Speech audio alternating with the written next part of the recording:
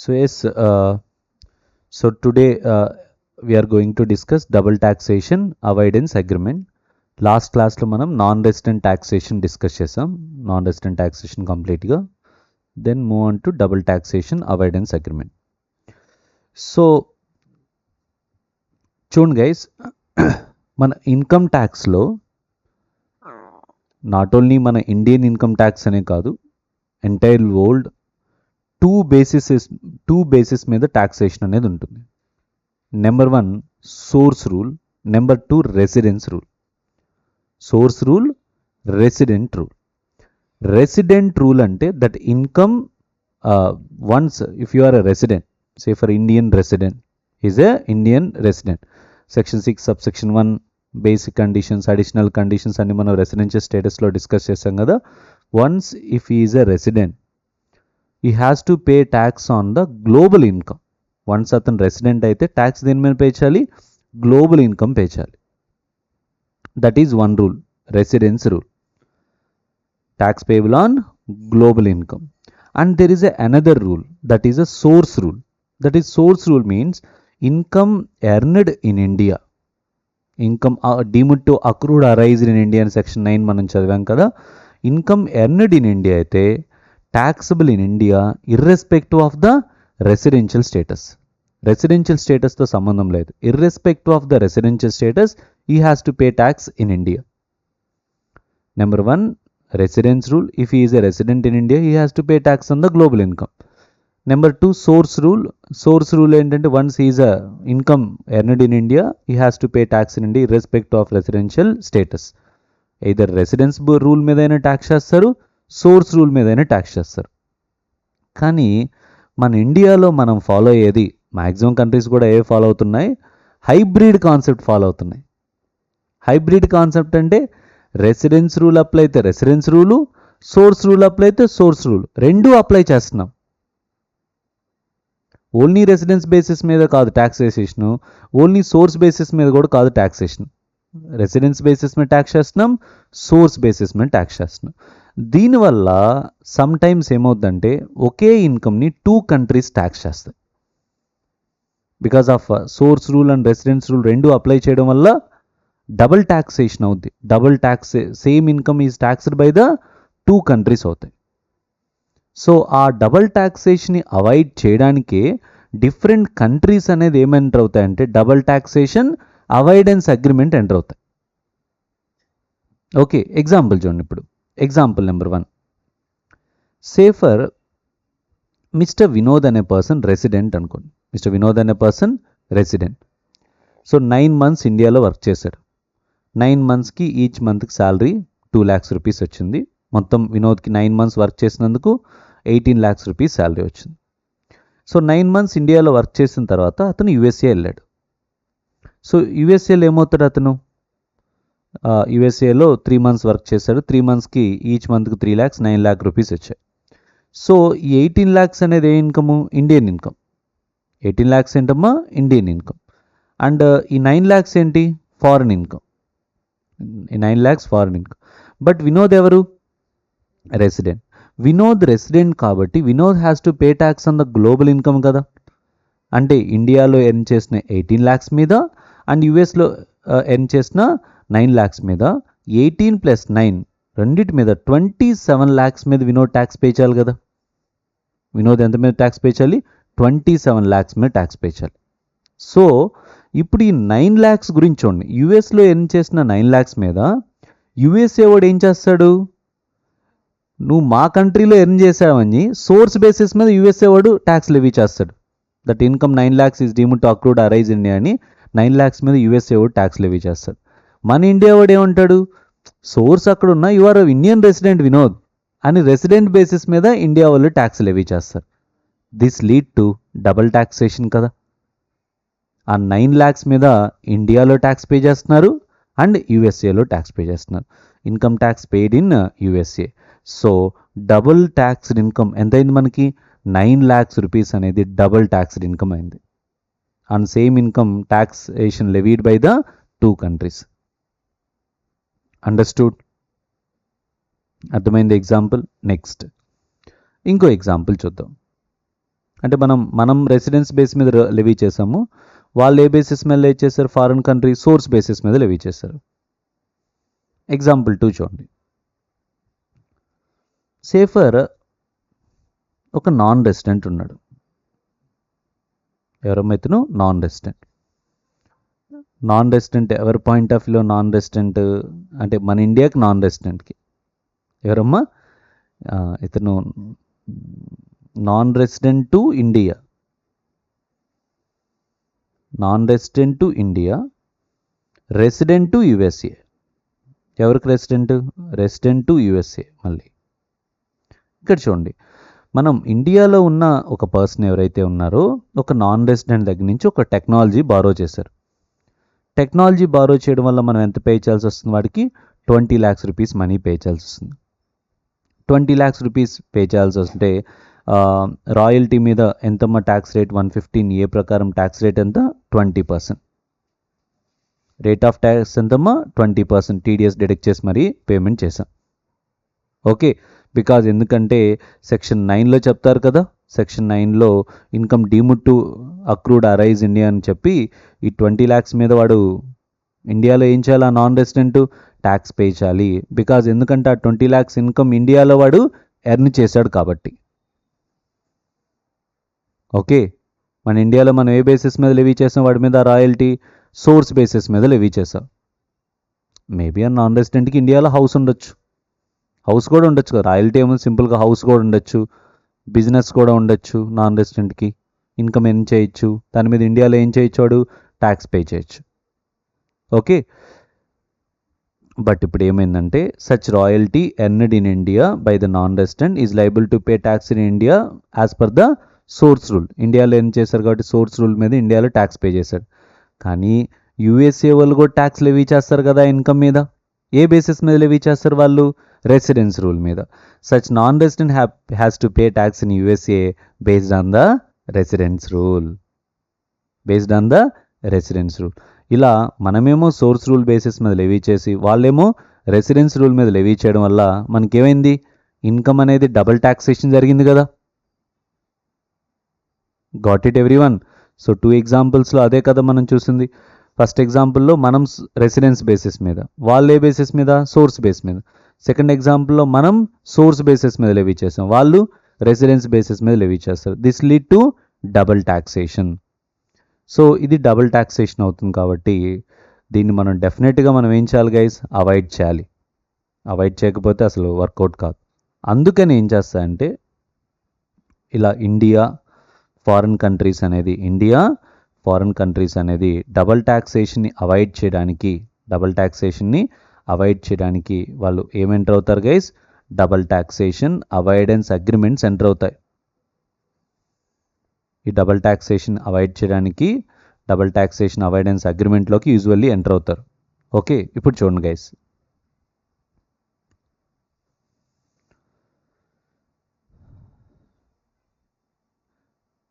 First మనం observe చేస్తే ఈ డబుల్ ట్యాక్సేషన్ అవాయిడ్ చేయడానికి 2 types ఉన్నాయి guys. One is bilateral relief. ఒకటేంటమ్మా? Bilateral relief. బైలేటరల్ రిలీఫ్ అనేది ఎప్పుడు పాసిబుల్ అవుద్దంటే with double taxation avoidance agreement enter అయితేనే ఆ బైలేటరల్ రిలీఫ్ అనేది అప్లై అవుద్ది. బైలేటరల్ రిలీఫ్ ఎప్పుడు? Double taxation avoidance agreement enter అయినప్పుడు మనకుండే రిలీఫ్ని ఏమంటారు? Bilateral relief.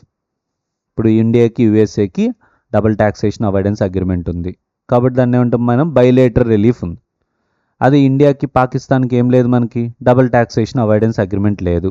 Double taxation avoidance agreement లేదని చెప్పి డబుల్ ట్యాక్సేషన్ చేయడం కూడా కరెక్ట్ కాదు కదా. There is a unilateral relief. అంటే వాళ్ళు మనం సిట్టింగ్ వేసుకున్నట్టు కాకుండా మన ఇండియన్ గవర్నమెంట్ మన ఇన్కమ్ ట్యాక్స్ యాక్ట్లో రిలీఫ్ ఇచ్చింది. బైలేటరల్ రిలీఫ్ అనేది ఎలా వస్తుంది? Through double taxation avoidance agreement ద్వారా వస్తుంది. Because there is a double taxation avoidance agreement. There is a unilateral relief also. Unilateral rate అంటే వన్ సైడ్ లెగ్, మన రెసిడెంట్స్కి మనం ఇచ్చుకుంటాం. మన ఇండియన్ రెసిడెంట్స్కి ఇండియన్ గవర్నమెంట్ ఇచ్చే రిలీఫ్ యూనిలేటరల్ రిలీఫ్. ఎప్పుడు వస్తుంది ఆ యూనిలేటరల్ రిలీఫ్ అనే concept? Double taxation avoidance agreement ఉన్నప్పుడు. డబుల్ ట్యాక్సేషన్ అవాయిడెన్స్ అగ్రిమెంట్ ఉంటే ఏముంటుంది మనకి? Bilateral relief. ఓకే, సో ఇప్పుడు మనం బైలేటరల్ రిలీఫ్ గురించి అబ్జర్వ్ చేస్తే ఎలా ఉంటాయంటే, బైలేటరల్ రిలీఫ్ అనేది బేసిక్గా 2 మెథడ్స్ అనేది ఫాలో అవుతారు. బైలేటరల్ రిలీఫ్లో 2 మెథడ్స్ ఫాలో అవుతారు. One is exemption method, tax credit method. One method is exemption method, another method is tax credit method. ఈ 2 మెథడ్స్ అనేది ఫాలో అవుతారు. సార్ ఎగ్జంప్షన్ మెథడ్ అంటే ఏంటి? ఎన్ని మెథడ్స్ ఉంటాయి? Exemption method, tax credit method. So exemption మెథడ్లో ఎలా ఉంటుందంటే, ఒక పర్టికులర్ ఇన్కమ్ మీద ఇండియాలో ట్యాక్స్ లెవీ చేస్తే అక్కడే రాసుకుంటారనమాట. అంటే ఇన్కమ్స్ డబుల్ ట్యాక్సేషన్ అవాయిడెన్స్ అగ్రిమెంట్లో incomes list of the incomes రాసుకుంటారు. లిస్ట్ ఆఫ్ ద ఇన్కమ్ రాసుకొని ఈ పర్టికులర్ ఇన్కమ్ మీద మీరు ఇండియాలో ఇన్కమ్ ట్యాక్స్ లెవీ చేస్తే, లైక్ వాడు చెప్తారు సోర్స్ కంట్రీలో ట్యాక్స్ లెవీ చేస్తే రెసిడెన్స్ కంట్రీలో ట్యాక్స్ ఎగ్జంప్షన్. ఓకే, అలా రూల్స్ అనేది ఎగ్జంప్షన్ మెథడ్ క్లియర్గా రాసుకుంటారు. ఇండియాలో ట్యాక్స్ లెవీ చేస్తే ఫారిన్ కంట్రీలో దానికి ఇన్కమ్ ఏంటి? ఎగ్జంప్టెడ్. లేదా ఒక పర్టికులర్ ఇన్కమ్కి ఇండియాలో ట్యాక్స్ లెవీ చేస్తే అండ్ ఫారిన్ కంట్రీలో ఏంటి? ఇండియాలో ఫారిన్ కంట్రీలో ట్యాక్స్ లెవీ చేస్తారు, ఇండియాలో ఏంటి? ఎగ్జంప్టెడ్. అలా వాళ్ళు క్లియర్ కట్గా లిస్ట్ ఆఫ్ ద ఇన్కమ్స్ రాసుకొని ఈ పర్టికులర్ ఇన్కమ్ మీద మీరు లెవీ చేయండి, ఈ పర్టికులర్ ఇన్కమ్ మీద మేము లెవీ చేస్తాం ట్యాక్స్, మేము లెవీ చేస్తే మీరు లెవీ చేయదు, మీరు లెవీ చేస్తే మేము లెవీ చేయము అనే ఒక అగ్రిమెంట్ వస్తారు కదా, దాన్నే బైలేటరల్ అగ్రిమెంట్లో ఏ మెథడ్? ఎగ్జంప్షన్ మెథడ్ అంట. ఓకే, సో బైలేటరల్ రేట్లో ఎగ్జంప్షన్ మెథడ్ ఫాలో అయితే మనకేం పెద్ద యూజ్ ఏమి ఉండదు. అంటే మన ఎగ్జామినేషన్లో మార్క్స్ ఏమి అటువంటి ప్రాబ్లమ్స్ తక్కువ అడుగుతారు, బట్ తెలియాలి మనకి. ఇంకొక మెథడ్ ఏంటంటే ట్యాక్స్ క్రెడిట్ మెథడ్. ఇంకో మెథడ్ ఏంటి? Tax credit method. Tax credit method అంటే 2 కంట్రీలు ట్యాక్స్ లెవీ చేస్తారు దాని మీద. 2 కంట్రీలు ట్యాక్స్ అనేది లెవీ చేస్తారు. And tax credit 2 countries tax levy చేసి tax credit to resident of 1 country. అంటే వీళ్ళు ఏదో కంట్రీలో రెసిడెంట్ అయి ఉంటాడు కదా, ఆ కంట్రీలో resident of 1 country on a tax paid in foreign country.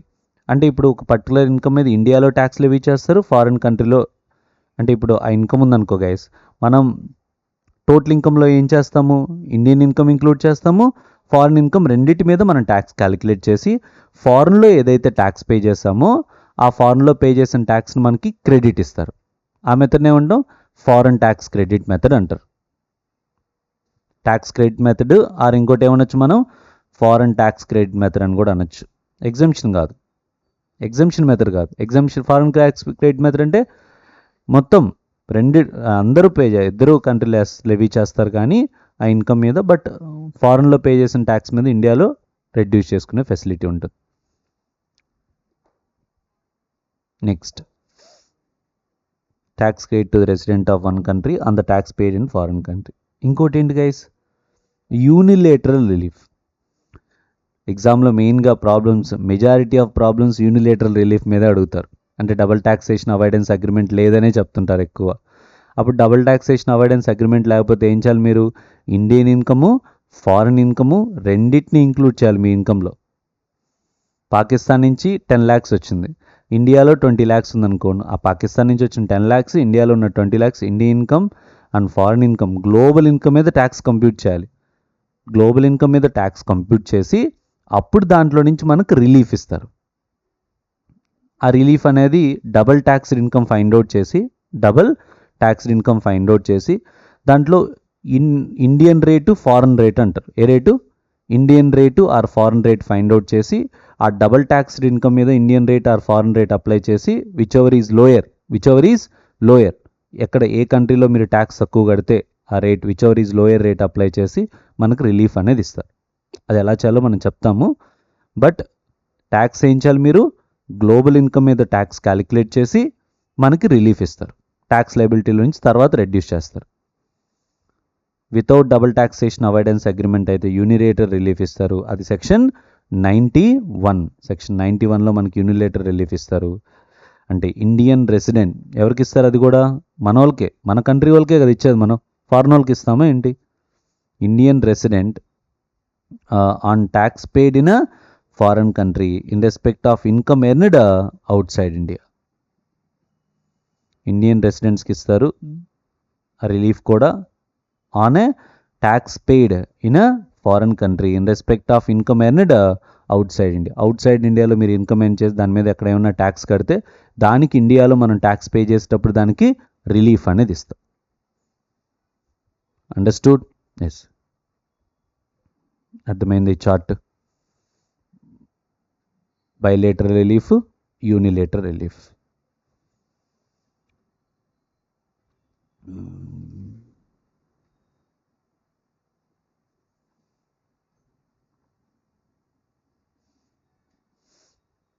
ఇక్కడ చూడండి, double taxation means the same income. Double taxation means same income getting taxed twice.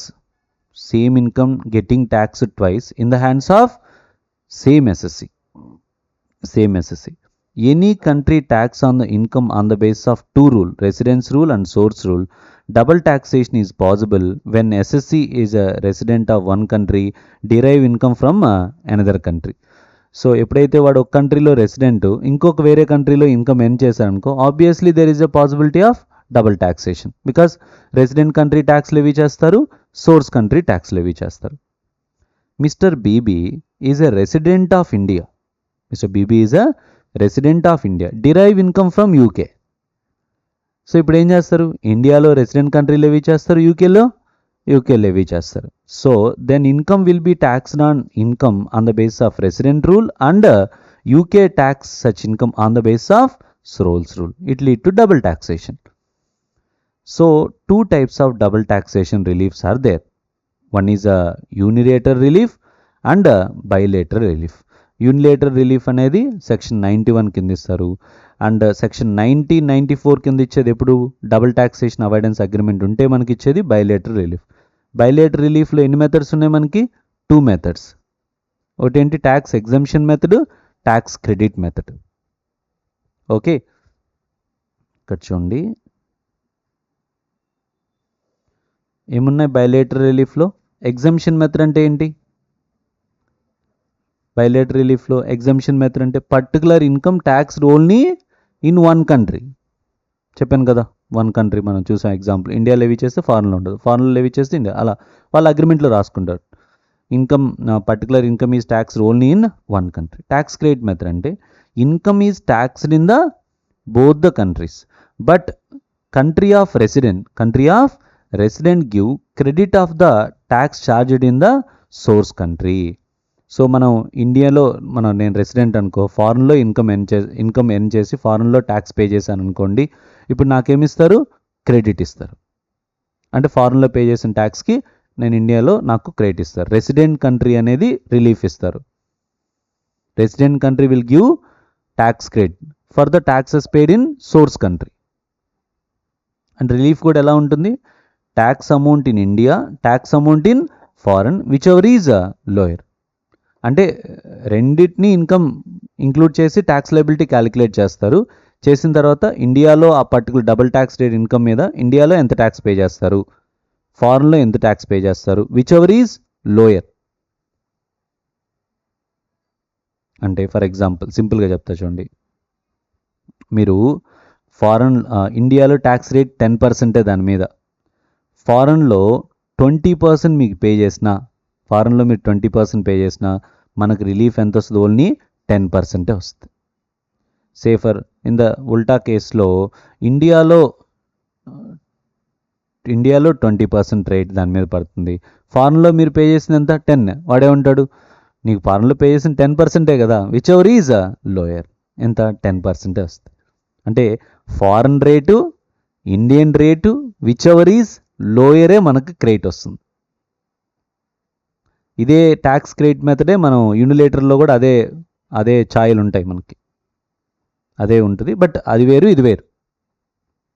అంటే డబుల్ టాక్సేషన్ అవాయిడెన్స్ అగ్రిమెంట్లో ఎగ్జంప్షన్ మెథడ్ ఉంటుంది, నెక్స్ట్ ఏముంటుంది? ట్యాక్స్ క్రెడిట్ మెథడ్ ఉంటుంది. Is it okay?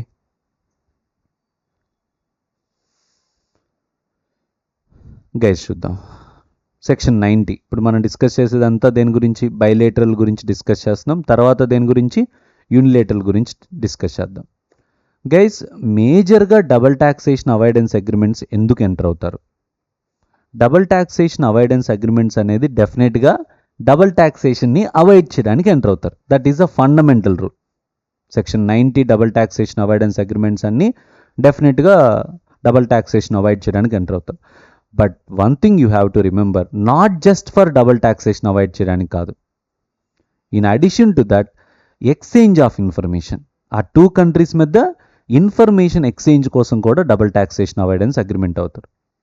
India స్విట్జర్లాండ్తో double taxation avoidance agreement enter అయింది double taxation avoid చేయడానికి. So మా Indians సింగపూర్లో ఏదైనా అకౌంట్స్ ఓపెన్ చేసిన బ్యాంక్ డీటెయిల్స్ మేము అడిగితే మీరు ఇవ్వాలి, ఇన్ఫర్మేషన్ షేర్ చేయాలి. మీరు అడగండి, సింగపూర్ వాళ్ళు ఇండియాలో నుండి వాళ్ళ డీటెయిల్స్ ఏమైనా కావాలంటే మేము షేర్ చేస్తాం. ఓకే. అండ్ ఇంకొకటి, exchange of information, avoidance of double taxation. Central government May enter into agreement with the government of foreign country for avoiding a double taxation, exchange of information and recovery of tax. ఇంకోటి ఏంటి? Recovery of tax. ఇప్పుడు recovery of tax కోసం కూడా enter అవుతారు. ఇప్పుడు మన ఇండియాలో ఒకడు ఉన్నాడు, ట్యాక్స్ ఎగ్గొట్టి యూకేకి వెళ్ళిపోయాడు. ఇప్పుడు వాడి దగ్గర నుంచి ట్యాక్స్ రికవర్ చేయాలి కదా మనం. అంటే but there is a lot of procedure ఉంది దానికి, అంత ఈజీ కాదు. మన సినిమాల్లో చూపించినట్టు, సింగం సినిమాల్లో చూసినట్టు కానిస్టేబుల్ ఎస్ఐఓ వెళ్ళి అవుట్ సైడ్ ఇండియా వెళ్ళి వాడు చొక్కా పట్టుకొని రారా మా కంట్రీకి అలా ఉండదు. ఒక ప్రొసీజర్ ఉంటుంది. ఈ ట్యాక్స్ రికవరీ ఆఫీసర్ వీళ్ళందరూ కూడా డైరెక్ట్గా వెళ్ళలేరు. వీళ్ళందరూ సిబిడిటీకి ఇన్ఫామ్ చేయాలి first. So and so person tax pay చేయకుండా వెళ్ళాడు అని ఇన్ఫామ్ చేస్తే, ఎక్కడ సిబిడిటీ ఉంటుంది కదా అక్కడ యూకేలో అలాంటి మనకు సిబిడిటీ ఉన్నప్పుడు అక్కడ ట్యాక్స్ అథారిటీస్కి ఇన్ఫామ్ చేస్తే అక్కడ లోకల్ ఆఫీసర్స్ వెళ్ళి వాడి దగ్గర నుంచి రికవర్ చేసి ఆ రికవర్ చేసింది మనకి ఇస్తారు. There is a procedure. అంతేగాని మన ఇండియన్ ఆఫీసర్ వెళ్ళిపోయి ఇంకా ఇండియన్ ఇన్కమ్ ట్యాక్స్ ఆఫీసర్ వెళ్ళి తొడగొట్టి రికవర్ చేయలేడు. డానియల్ని పట్టుకోలేము మనం.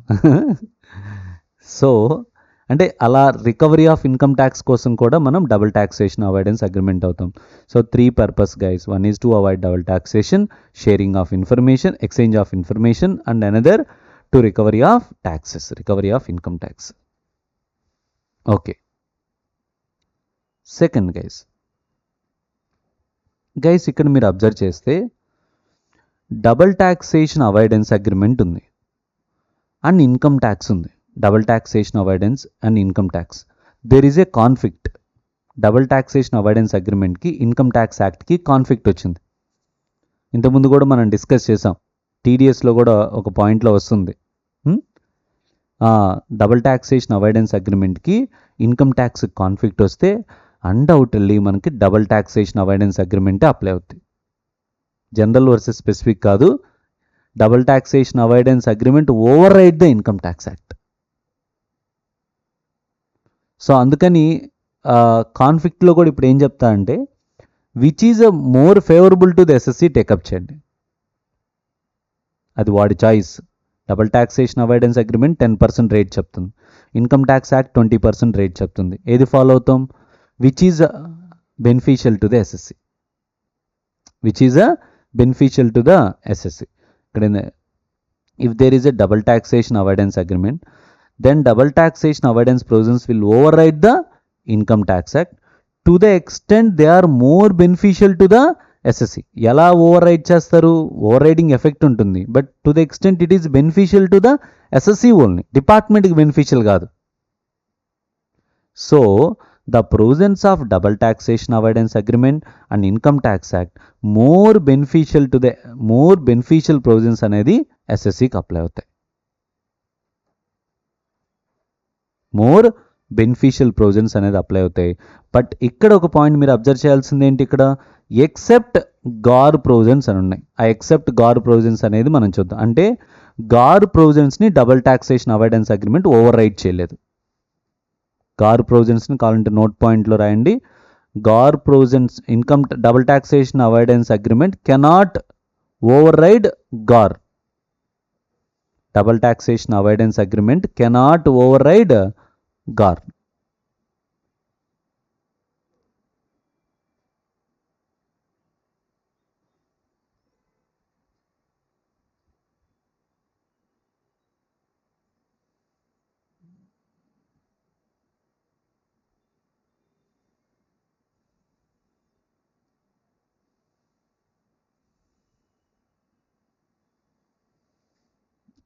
Double taxation avoidance agreement cannot overwrite the GAAR. ఎందుకు నేను అది చెప్తున్నానని చెప్తాను, తర్వాత వస్తుంది. గార్ గురించి మనం డిస్కస్ చేసినప్పుడు గార్ అనేవి అసలు జనరల్ యాంటీ అవాయిడెన్స్ రూల్స్ అనేవి ఇవన్నిటిని ఇన్కమ్ ట్యాక్స్ని ఓవర్ రైట్ చేస్తుంది, డబుల్ టాక్సేషన్ అవాయిడెన్స్ అగ్రిమెంట్ని ఓవర్ రైట్ చేస్తారు, అన్నిటినీ ఓవర్ రైట్ చేస్తారు అన్నమాట గార్ ప్రొవిజన్స్ అనేది. నెక్స్ట్, ఇప్పుడు ఒక సిచ్యువేషన్ చూడండి. ఫర్ ఎగ్జాంపుల్ ఫారెన్ కంపెనీ ఉందనుకోండి. ఫారెన్ కంపెనీకి income tax rate income tax యాక్ట్లో ఎంత చెప్పారు? 35% చెప్పారు. ప్రజెంట్ ఇంతకుముందు 40 ఉండేది, ఇప్పుడు 35% అనుకోండి. ఫారెన్ కంపెనీకి ఇన్కమ్ ట్యాక్స్ యాక్ట్లో 35% చెప్పారు. అండ్ ఇన్కమ్ ట్యాక్స్ యాక్ట్లో 35% చెప్తే డబుల్ టాక్సేషన్ అవాయిడెన్స్ అగ్రిమెంట్లో ఎంత చెప్పారంటే ఫారెన్ కంపెనీకి ట్యాక్స్ రేటు 30% చెప్పారు అనుకోండి. ఏది ఫాలో అవుతాం? ఇప్పుడు చెప్పిన రూల్ ప్రకారం which is more beneficial to the ఎస్ఎస్సిఏ అనుకొని మనం 30% ఫాలో అవుతాం కదా. కానీ ఆ రూల్కి ఇది ఎక్సెప్షన్. ఏ రూల్కి? ఇక్కడ ఇది యూజువల్లీ మనం చెప్పుకున్నది ఏంటి? డబల్ టాక్సేషన్ అవాయిడెన్స్ ప్రొవిజన్స్లో చెప్పింది, ఇన్కమ్ ట్యాక్స్ ప్రొవిజన్స్లో ఏది బెనిఫిట్ ఉంటే అది ఎస్ఎస్సికి అప్లై చేయండి. బట్ ఫారెన్ కంపెనీ రేట్ వరకు మీరు ఏది అప్లై చేయండి? ఇన్కమ్ ట్యాక్స్ యాక్ట్లో ఉన్నదే అప్లై చేయండి. ఇక్కడ చూడండి, హవెవర్ ఎక్సెప్షన్ మాట్లాడుతాం. However in respect of general tax rate of foreign company, only A rate కూడా మనం మాట్లాడుతున్న స్పెషల్ ట్యాక్స్ రేట్స్ కాదు, అంటే రాయల్టీకి ఉండే rate, fee for technical service rate కాదు. ఏ rate? General tax rate of a foreign company. However in respect of general tax rate of foreign company the rate shall not be treated as a less favourable. ఆ income tax యాక్ట్లో ఉన్న foreign company రేట్ని ఏ విధంగా treat చేయకూడదు? Less ఫేవరబుల్గా treat చేయకూడదు. ఎస్ఎస్సికి good double taxation avoidance అగ్రిమెంట్లో కంటే ఇది less favourable ఏం కాదు, మామూలు ఫేవరబుల్గానే ట్రీట్ చేయాలి. అంటే దాని మీనింగ్ ఏంటంటే, in other words, beneficial provisions will not apply for income tax rate of foreign company. Foreign company income tax rate వరకు బెనిఫిషియల్ ప్రొవిజన్స్ అప్లై కావు. Foreign company rate cannot be consider as a less favourable కింద consider చేయకూడదు. That means less ఫేవరబుల్గా consider చేయకూడదు అంటే దాని meaning ఏంటంటే foreign company రేటే మనం ఏదైతే ఇన్కమ్ ట్యాక్స్ యాక్ట్లో చెప్పారో అదే అప్లై చేయాలి, కానీ డబుల్ టాక్సేషన్ అవాయిడెన్స్ అగ్రిమెంట్ మనకు అప్లై కాదు. Got it? ఇది కొంచెం జాగ్రత్తగా చూడాలి గైస్ ఈ పాయింట్. అంటే ఈ రెండింటినీ మనం చూసినప్పుడు ఈ ఎక్సెప్షన్ని మనం మర్చిపోతాం. కావాలని మనకి ఇస్తాడు, 2 రేట్స్ ఇచ్చినప్పుడు దొరికేస్తాం.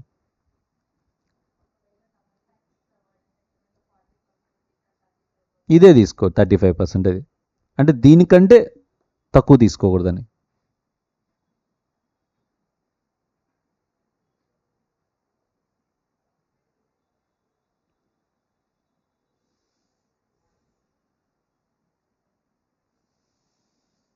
గైస్ చూడండి,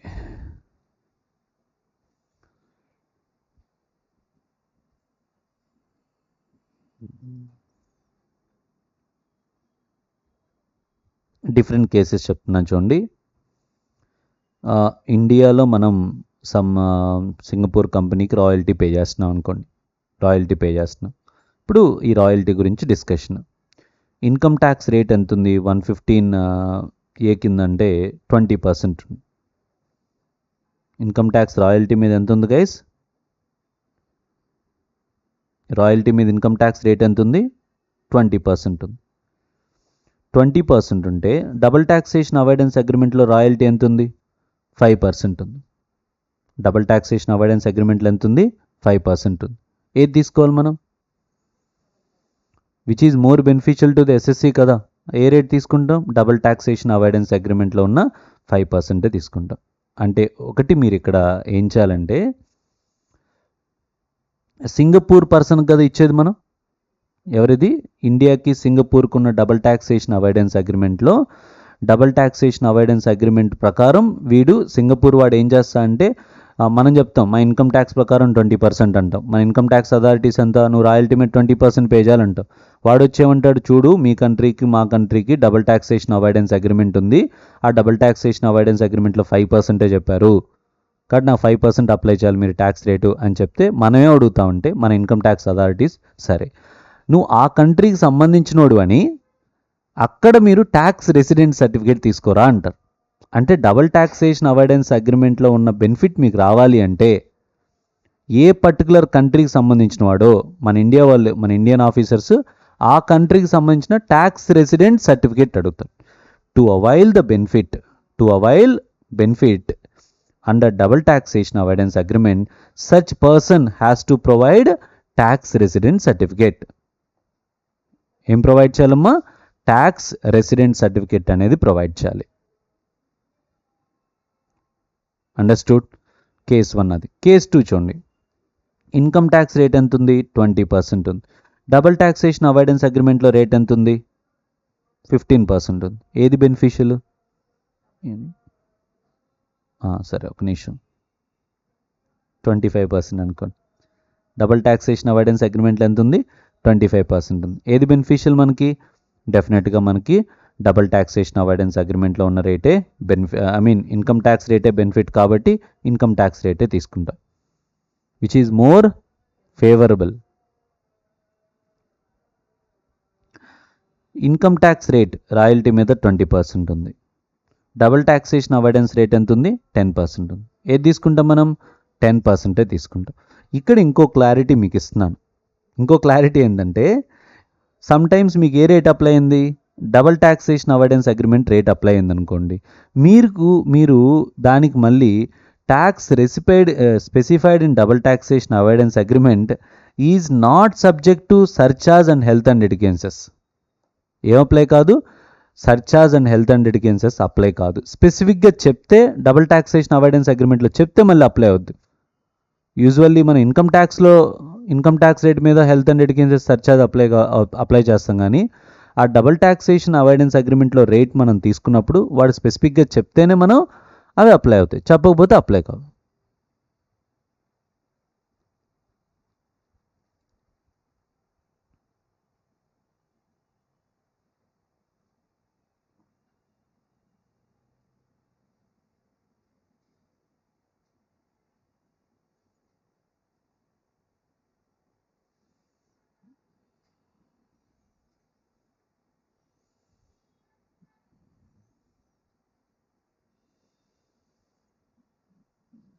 అండర్స్టూడ్?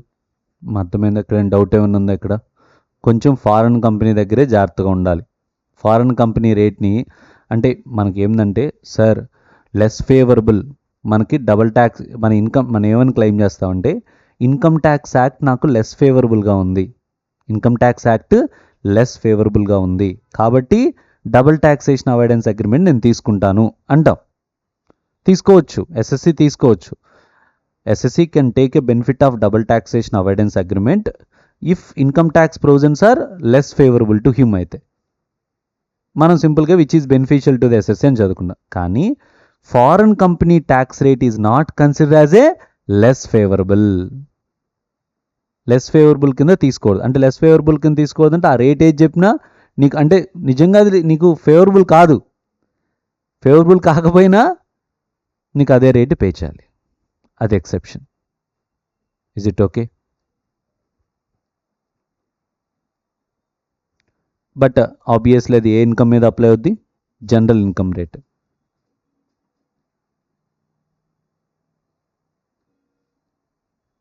ఇక్కడ రాద్దాం, ఆ పాయింట్ కూడా రాద్దాం.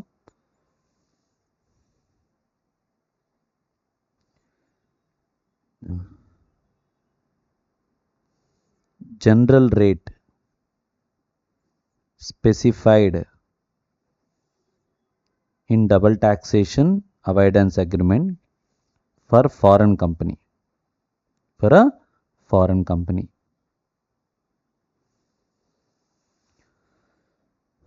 30%.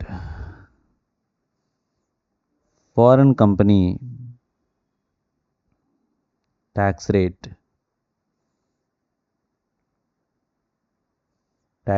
in Income Tax Act.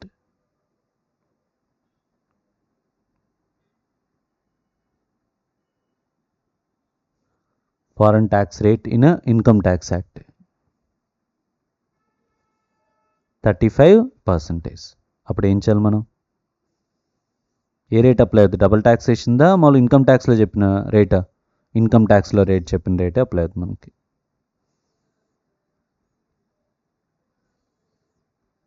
Rate specified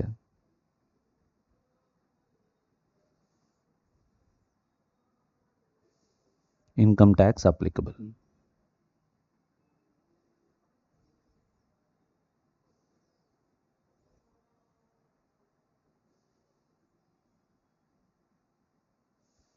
Rate specified in Income Tax Act applicable.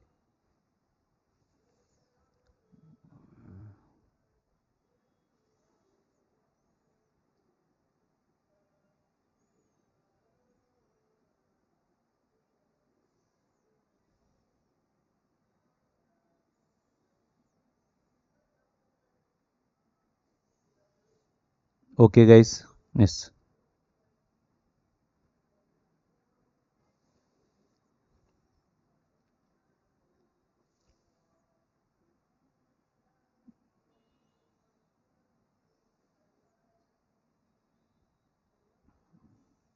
Okay, next point చూడండి గైస్. ఇప్పుడు కొన్ని టర్మ్స్ మీనింగ్స్ అనేది మనకు కావాలి. కొన్ని టర్మ్స్ మీనింగ్స్ అనేది మనకి కావాల్సి ఉంటే meaning of term used in the double taxation avoidance agreement, used in double taxation avoidance అగ్రిమెంట్ని ఇంటర్ప్రిట్ చేస్తున్నాం మనం. Double taxation avoidance agreement interpret చేసినప్పుడు if rate given in if meaning given in double taxation avoidance agreement itself, we are in the process of interpreting double taxation avoidance agreement, we want to know the meaning of particular term. అది double taxation avoidance అగ్రిమెంట్లోనే define చేశారనుకోండి, we will take meaning specified in the double taxation avoidance agreement. But in the process of interpretation of double taxation avoidance agreement, so double taxation avoidance అగ్రిమెంట్లో ఏ meaning ఇవ్వలేదు. If given in income tax act but not given in double taxation avoidance agreement అనుకోండి, then we will take the meaning specified in the income tax act.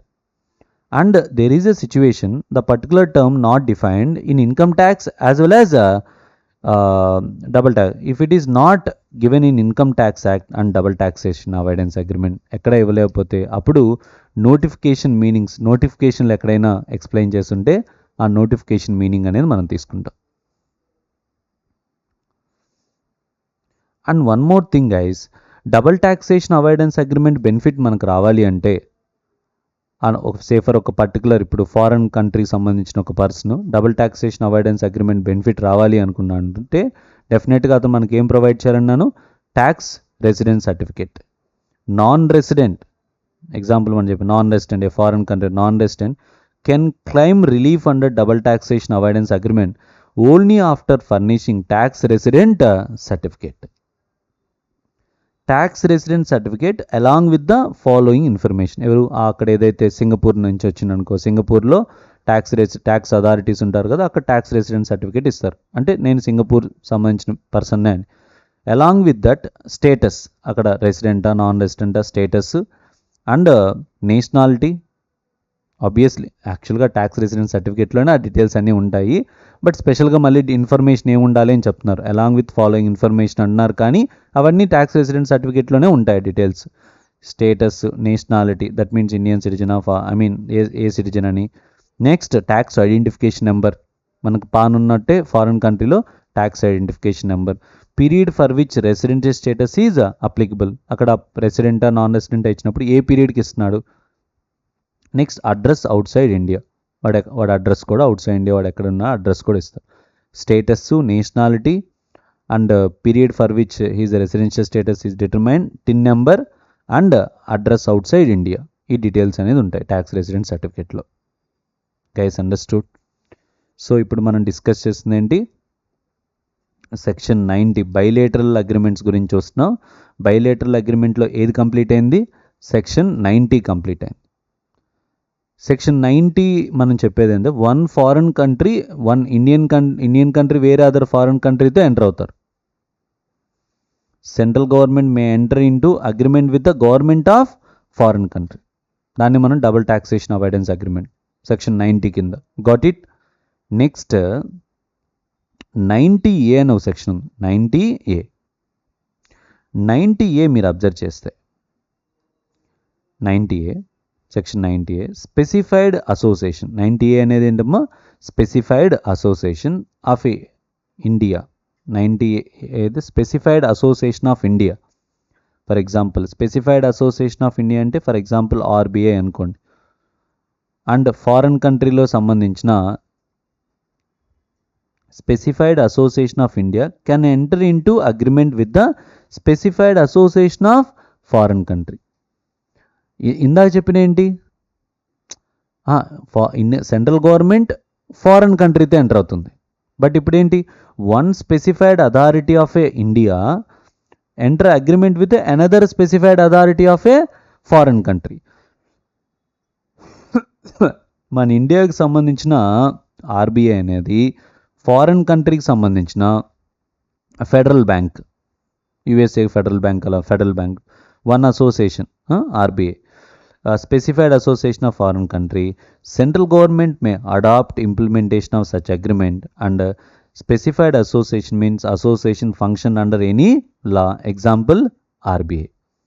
So one association of a Indian government enter into agreement with another association of a foreign country, another association of foreign country the enter avvachu, that may be approved and implemented by the central government. Is it okay? So అంటే double taxation avoidance agreement 90A కాదు, ఒక కంట్రీతో కాదు, వేరే other అసోసియేషన్తో కూడా వీళ్ళు enter అవ్వచ్చు. అర్థమైందో? So ఇప్పుడు వరకు మనం డిస్కస్ చేసింది ఏంటి? బైలేటరల్ రిలీఫ్ గురించి మాత్రమే మనం డిస్కస్ చేసాం. నెక్స్ట్ మనం డిస్కస్ చేయాల్సింది ఏంటి? Unilateral relief. చూడండి గైస్, యూనిలేటరల్ రిలీఫ్ అంటే వన్ సైడ్ మాత్రమే మీరు అబ్జర్వ్ చేయాలి. యూనిలేటర్ రిలీఫ్ అంటే ఫండమెంటల్ గుర్తుపెట్టుకోండి, మన రెసిడెంట్స్కి మన ఇండియన్ రెసిడెంట్స్కి ఫారెన్లో ట్యాక్స్ ఏమన్నా కడితే దానికి ఇచ్చేదే యూనిలేటర్ రిలీఫ్. మన వాళ్ళకే ఇస్తారు, నాన్ రెసిడెంట్స్కి కాదు ఇచ్చేది. ఎవరికి? మన ఇండియన్ రెసిడెంట్స్కి ఇచ్చేదే unilateral relief. SSC would be granted relief under section 90 if following conditions satisfied. ఎవరికి ఇస్తారని చెప్పాను? మీరు ఇమాజిన్ చేసుకోవాలి. మనోడు ఎవరు? SSC resident in India. Ordinary resident అవ్వాల్సిన అవసరం లేదు, resident in India during the previous year. వాడు ఏం చేయాలి? మనోడు ఫారెన్ కంట్రీలో వెళ్ళి ఇన్కమ్ ఎర్న్ చేయాలి. Income earned outside India. Out side earn చేస్తే అక్కడ ఏం చేయాలి? వాడు ట్యాక్స్ పే చేయాలి. ఆ income subject to tax in a foreign country. And SSC has paid tax on such income in a foreign country. మన resident foreign కంట్రీలో income earn చేశాడు, అక్కడ ఫారెన్ కంట్రీలో దాని మీద ట్యాక్స్ పే చేశాడు. అండ్ ఇంకోటి, there is no agreement of relief under section 90 between Indian and foreign country. ఇది బైలేటరల్ రిలీఫ్ ఎప్పుడు అప్లై అయ్యింది? There is no double taxation avoidance agreement. ఆ ఫారెన్ కంట్రీతో డబుల్ టాక్సేషన్ అవాయిడెన్స్ అగ్రిమెంట్ లేకపోతే ఈ bilateral relief అనేది మనకి ఇస్తాం,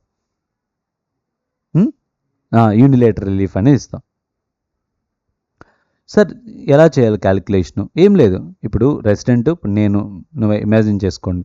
ఇప్పుడు మన నవీన్ ఉన్నాడు. నవీన్ రెసిడెంటే, కానీ నవీన్కి యుఎస్లో మంచి హౌస్ ఉంది.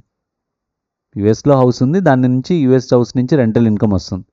ఇండియాలో జాబ్ చేస్తున్నాడు, ఇండియాలో కూడా హౌస్ ఉంది. అంటే ఇండియన్ ఇన్కమ్ ఉంది, ఫారెన్ ఇన్కమ్ ఉంది, కానీ యూఎస్లో ఆ హౌస్ మీద ఏం చేస్తున్నాడు? ఆ ఇన్కమ్ మీద ట్యాక్స్ పే చేస్తున్నాడు. మీరు ఏం చేయాలంటే first compute total income and tax liability in India. అంటే ఇండియాలో ట్యాక్స్ లయబిలిటీ ఫైండ్ అవుట్ చేయాలి. అంటే ఫస్ట్ ఏం చేయాలి? మీరు ఇండియన్ ఇన్కమ్ తీసుకోండి, ఇండియాలో ఎర్న్ చేసే ఇన్కమ్. నెక్స్ట్ ఏంటి? ఫారెన్ ఇన్కమ్ తీసుకోండి. ఆ రెండింటి మీద గ్రాస్ టోటల్ ఇన్కమ్ వస్తుంది. దాంట్లో నుంచి ఏం డిడక్ట్ చేయండి? చాప్టర్ 6 డెడక్షన్స్ రెడ్యూస్ చేయండి. అప్పుడు ఏమొస్తుంది మనకి? Total income. ఆ టోటల్ ఇన్కమ్ మీద మీరు ఏం చేయాలి? ట్యాక్స్ ఫైండ్ అవుట్ చేయాలి.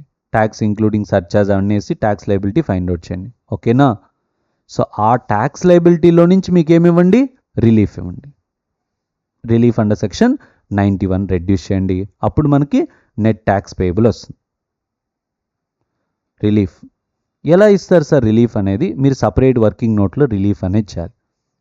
రిలీఫ్ ఏం లేదు, average rate of income tax rate ఎంత, యావరేజ్ ఇన్కమ్ ట్యాక్స్ రేట్ ఎంత, average foreign income tax rate ఎంత అనేది 2 రేట్లు ఫైండ్ అవుట్ చేయాలి మీరు.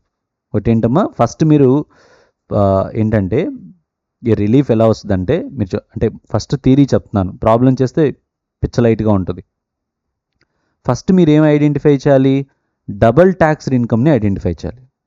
ఫస్ట్ ఏం ఐడెంటిఫై చేయాలి, డబుల్ ట్యాక్స్. అంటే డబుల్ ట్యాక్స్ ఇండియాలో ట్యాక్స్ పే చేసి ఫారెన్లో పే చేసే ట్యాక్స్ ఉంటుందిగా, ఆ డబుల్ ట్యాక్స్డ్ ఇన్కమ్ ఇంటూ ఏ రేట్ అప్లై చేయాలి, Indian rate or foreign rate. మీకు రిలీఫ్ ఏమొస్తుందంటే ఇండియన్ రేటా ఫారెన్ రేట్ అంటే whichever is lower. Government చాలా ఇంటెలిజెంట్గా ఉంది. సార్ ఇండియన్ రేట్ ఇస్తారా ఫారెన్ రేట్ మీద ఇస్తారా అంటే whichever is lower rate find out చేయండి, డబుల్ ట్యాక్స్ ఇన్కమ్ మీద ఆ రేట్తో మల్టిపుల్ చేయండి, అప్పుడు మీకు ఏమి ఇస్తాం, రిలీఫ్ ఇస్తాం. సార్ ఇండియన్ రేట్ అంటే ఎలా వస్తుంది మీకు, ఇండియన్ రేట్ ఎలా వస్తుందంటే సింపుల్, పైన మీరు ఫైండ్ అవుట్ చేస్తారు కదా టోటల్ ట్యాక్స్ ఇన్ ఇండియా, ఇక్కడ ట్యాక్స్ ఫైండ్ అవుట్ చేస్తారు కదా, టోటల్ ట్యాక్స్ ఫైండ్ అవుట్ చేస్తారు అండ్ టోటల్ ఇన్కమ్ తెలుసు మీకు. So total tax divided by total income into 100 వేస్తే మీకు ఇండియన్ రేట్ వచ్చేస్తుంది కదా. అండ్ ఫారెన్ రేట్ ఉందనుకోండి, ఫారెన్ రేట్ కూడా ఫైండ్ అవుట్ చేయండి. ఫారెన్ రేట్ ఎలా వస్తుందంటే ఫారెన్ ట్యాక్స్ ఎంత పే చేస్తారు divided by foreign income into 100. Foreign tax divide by foreign income into 100 వేస్తే ఏమొచ్చేస్తుంది మనకి, ఫారెన్ రేట్ కూడా వస్తుంది. సో ఫారెన్ రేట్ ఎంత, ఇండియన్ రేట్ ఎంత, 2 రేట్లు ఫైండ్ అవుట్ చేయండి, విచ్ ఎవర్ ఈజ్ లోయర్ తీసుకొని దాన్ని మనం ఏం చేయాలి, డబుల్ ట్యాక్స్డ్ ఇన్కమ్ని లెస్ చేయాలి. సరే డబుల్ ట్యాక్స్డ్ ఇన్కమ్ అంటే ఏంటంటే income which is taxable in both countries. అంటే ఇక్కడ net of special deductions and losses of foreign country set of. Double tax అంటే ఫర్ ఎగ్జాంపుల్ వాడి ఇన్కమ్, ఫర్ ఎగ్జాంపుల్ మీకు మన నవీన్కి రెంట్ వస్తుందని చెప్పాను, 10 lakhs రెంట్ వస్తుంది ఫారెన్ కంట్రీ నుంచి. దాంట్లో నుంచి మీరు స్టాండర్డ్ డిడక్షన్ రెడ్యూస్ చేయాలి కదా. ఎంత స్టాండర్డ్ డిడక్షన్, 30% రెడ్యూస్ చేస్తే ఎంత, 3 lakhs. అంటే ఇప్పుడు 7 lakhs కదా టోటల్ ఇన్కమ్ లో ఇంక్లూడ్ అయ్యేది. అంటే డబుల్ ట్యాక్స్ ఇన్కమ్ 10 lakhs కాదు, రెంట్ మొత్తం కాదు, 30% డిడక్షన్ ఇచ్చారు కదా, 7 lakhs double tax income. Okay, ఆ డబుల్ ట్యాక్స్ ఇన్కమ్ మీద మాత్రమే మీరు ఏం చేయాలి, రిలీఫ్ ఇవ్వాలి. అంటే మీరు 10 lakhs మీద రిలీఫ్ ఇచ్చారనుకోండి, టోటల్ ఇన్కమ్ లో ఇంక్లూడ్ అయ్యేది ఇదే కదా, 7 lakhs కదా. సో డబుల్ ట్యాక్స్ ఇన్కమ్ ఎలా వస్తుంది, ఆఫ్టర్ స్పెషల్ డిడక్షన్స్ లాసెస్ ఏమైనా సెట్ ఆఫ్ చేసుకున్న అమౌంట్ ఏదైతే ఉంటుందో దాని మీద డబుల్ ట్యాక్స్ ఇన్కమ్ వస్తుంది. ఓకేనా, అండర్స్టూడ్. సో మనం ఎగ్జాంపుల్ చేద్దాం, కొన్ని ఎగ్జాంపుల్స్ ఇచ్చినాను, ఇవి చూద్దాం.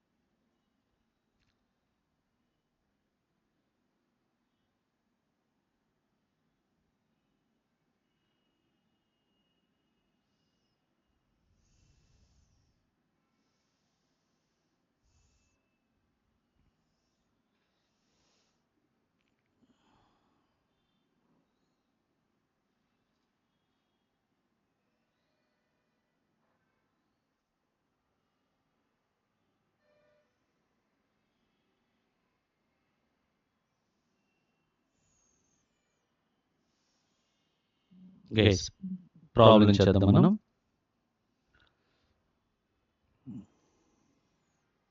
బోర్ కొట్టే ప్రాబ్లమ్స్ ఉన్నాయి మనకు, no problem.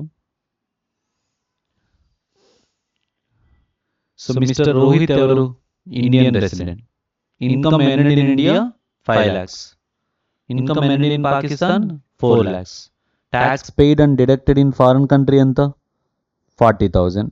No double taxation avoidance agreement between the India and Pakistan. Compute net tax payable by the Rohit ignore the 115 BAC. 115 BAC ignore చేయమంటున్నాడు. ఏజ్ కూడా చెప్పట్లేదు కాబట్టి నార్మల్ ట్యాక్స్ రేట్స్ మనం అప్లై చేద్దాం.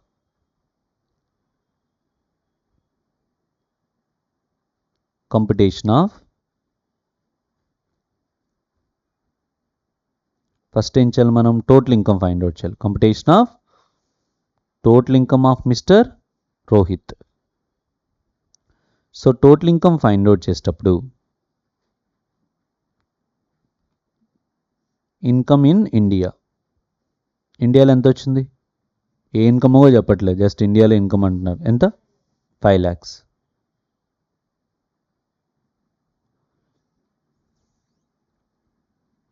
Income in Pakistan, that is a foreign country. Resident కాబట్టి మనోడు రెండింటి మీద ట్యాక్స్ పే చేయాలి కదా, గ్లోబల్ ఇన్కమ్ మీద. డిడక్షన్స్ కూడా ఏం లేవు కదా. Gross total income 9 lakhs, gross total income. Gross total income 9 lakhs. Income tax 9 lakhs మీద ఇన్కమ్ ట్యాక్స్ మనం అబ్జర్వ్ చేస్తే up to 2.5 lakhs nil, 2.5 lakhs to 5 lakhs. Difference మనకి 2.5 lakhs into 5%, 12,500. 5 lakhs to 9 lakhs, difference ఎంత, 4 lakhs. 4 lakhs into 20%, how much,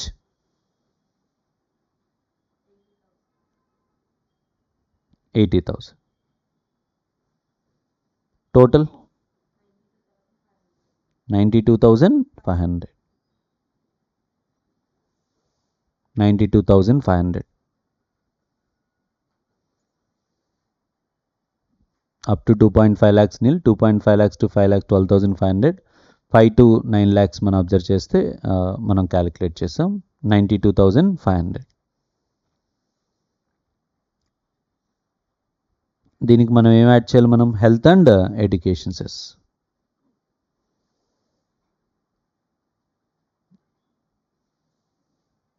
%4, how much, total 96,200. net tax liability.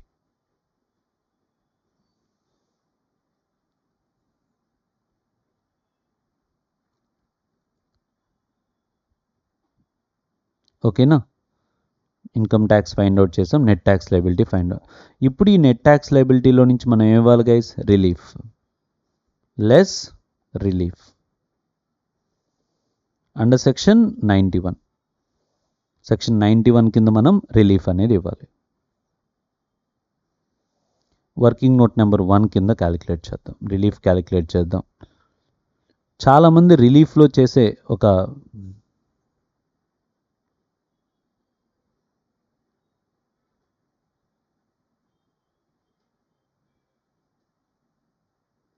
అందరూ చాలామంది చేసే ఒక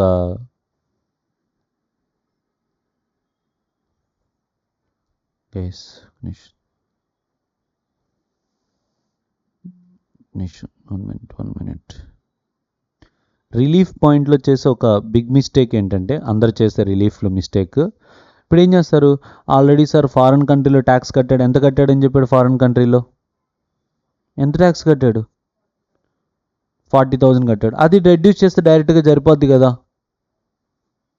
that is wrong. ఫారెన్లో pay చేసిన ట్యాక్స్ని డైరెక్ట్గా రెడ్యూస్ చేయొద్దు అసలు. మీరు నేను చెప్పిన ప్రొసీజరే ఫాలో అవ్వండి. బికాజ్ కొన్నిసార్లు మిస్టేక్ పోతుంది, కొన్నిసార్లు అది కూడా కరెక్ట్ అవ్వచ్చు, కానీ మనం చెప్పిన ఇదే ప్రొసీజర్ మనం ఫాలో అవ్వాలి. ఫస్ట్ మనం ఏం ఫైండ్ అవుట్ చేయాలి, డబుల్ ట్యాక్స్డ్ ఇన్కమ్ ఎంత. డబుల్ ట్యాక్స్డ్ ఇన్కమ్ అని డబుల్ ట్యాక్స్డ్ ఇన్కమ్, దీంట్లో ఏం అడ్జస్ట్మెంట్స్ ఏం లేవు. ఫస్ట్ ఇది ఫైండ్ అవుట్ చేయాలి మనం. Double taxed income, first input double taxed income ఎంత, 4 lakhs కదా. Number 2 Indian tax rate. Indian tax rate ఎలా వస్తుంది, మనం ఇన్కమ్ ట్యాక్స్ 96,200 మొత్తం ఇన్కమ్ ట్యాక్స్ కదా. 96,200 ఇన్కమ్ ట్యాక్స్ రావడానికి మీరు టోటల్ ఇన్కమ్ ఎంత? 9 lakhs ఇంటూ 100 10.689 10.6 3 డెసిమల్స్ వరకు రాద్దాం. 10.689% వరకు రాద్దాం. Next foreign tax rate. Foreign tax rate మనం అబ్జర్వ్ చేస్తే ఫారెన్ ట్యాక్స్ ఎంత పే చేసాం? 40,000 డివైడెడ్ బై 4 lakhs ఇంటూ 100 10% అంతేనా? ఎస్ 10%. ఇప్పుడు therefore relief under section 91 relief ఎలా చేస్తాం? Double taxed income into Indian rate or foreign rate whichever is lower కదా మనం తీసుకునేది. Yes or no? Whichever is lower ఏది? 10% కదా మనకి. So into 10% that equal to 40,000. Maybe correct కావచ్చు కానీ అన్ని సిచ్యువేషన్లో కాదు. You have to follow this 3. నీకు రిలీఫ్ క్యాలిక్యులేట్ 3 ఇన్పుట్స్ తీసుకో. డబుల్ ట్యాక్స్డ్ ఇన్కమ్ ఎంత, ఇండియన్ ట్యాక్స్ రేట్ ఎంత, ఫారెన్ ట్యాక్స్ రేట్ ఎంత ఫైండ్ అవుట్ చేసి whichever is low double taxed income into Indian rate or foreign rate whichever is lower వస్తే ఎంత relief వచ్చింది? 40,000. ఆ 40,000 రిలీఫ్ని మనం రెడ్యూస్ చేస్తే ఎంత? 56,200 net tax payable after relief.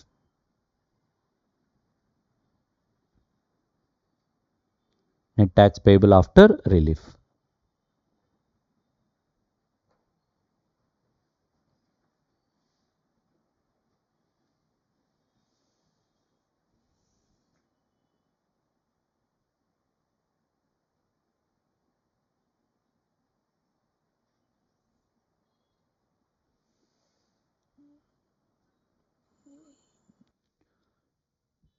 Illustration 2.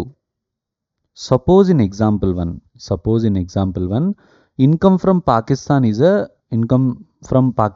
a royalty income from literacy books నుంచి మనకి royalty వచ్చింది అనుకోండి. పాకిస్తాన్ నుంచి రాయల్టీ వచ్చింది అనుకోండి. సో అప్పుడు మనం ఎలా చేయాలి? Okay, same example. అది ఫారెన్ నుంచి వచ్చిన ఇన్కమ్ ఏంటి? లిటరసీ. పాకిస్తాన్ నుంచి వచ్చిన మనకి లిటరసీ మీద వచ్చిన రాయల్టీ అనుకోండి. ఎలా చేయాలి? సో అప్పుడు మనం ఫస్ట్ టోటల్ ఇన్కమ్ కంపిటీషన్ చేద్దాం అప్పుడు. సో అప్పుడు టోటల్ ఇన్కమ్ కంపిటీషన్ చేసేటప్పుడు computation of total income of mister ఎవరతను? Rohit. Yes, Rohit total income.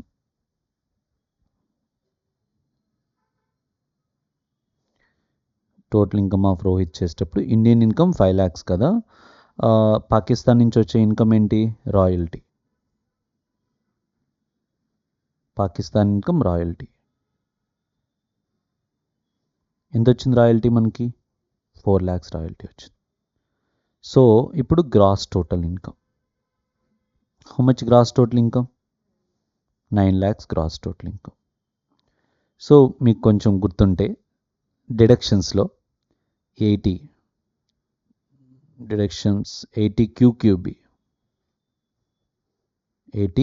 QQB books మీద వీటి మీద రాయల్టీ వస్తే ఎంత డిడక్షన్ వస్తుంది మనకి? 3 lakhs వరకు డిడక్షన్ వస్తుంది. ఎంత మనకి? 3 lakhs. 6 lakhs rupees is a total income. 6 lakhs rupees is total income. 6 lakhs rupees total income అయితే 6 lakhs మీద ఇప్పుడు మనం ఏం కంప్యూట్ చేయాలి? ఇన్కమ్ ట్యాక్స్ కంప్యూట్ చేయాలి.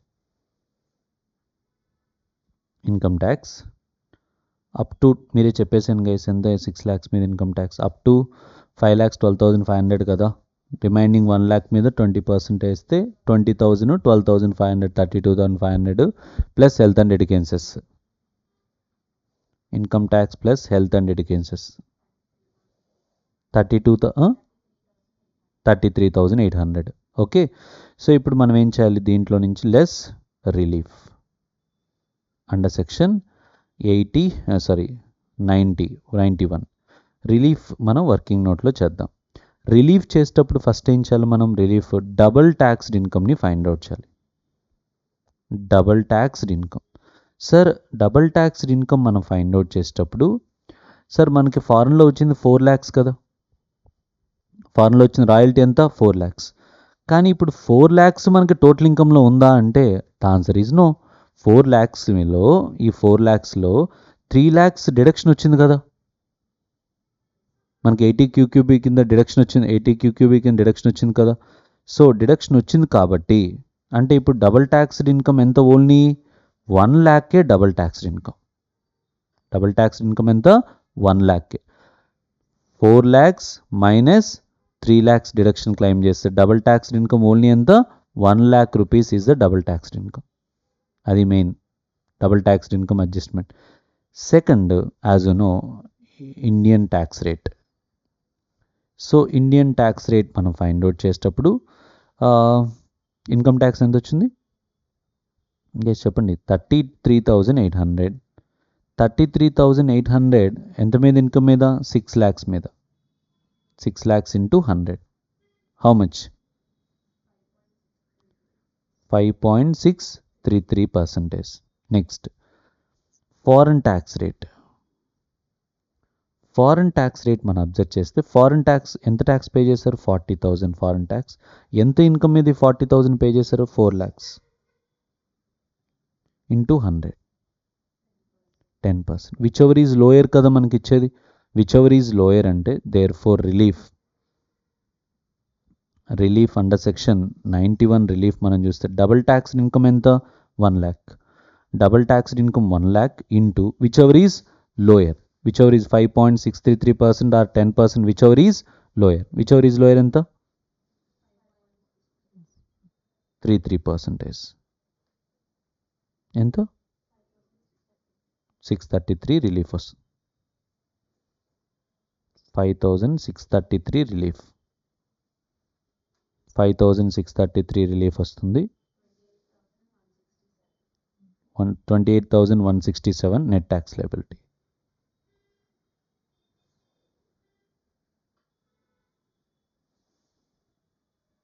$28,170 రౌండ్ ఆఫ్ చేస్తుంది.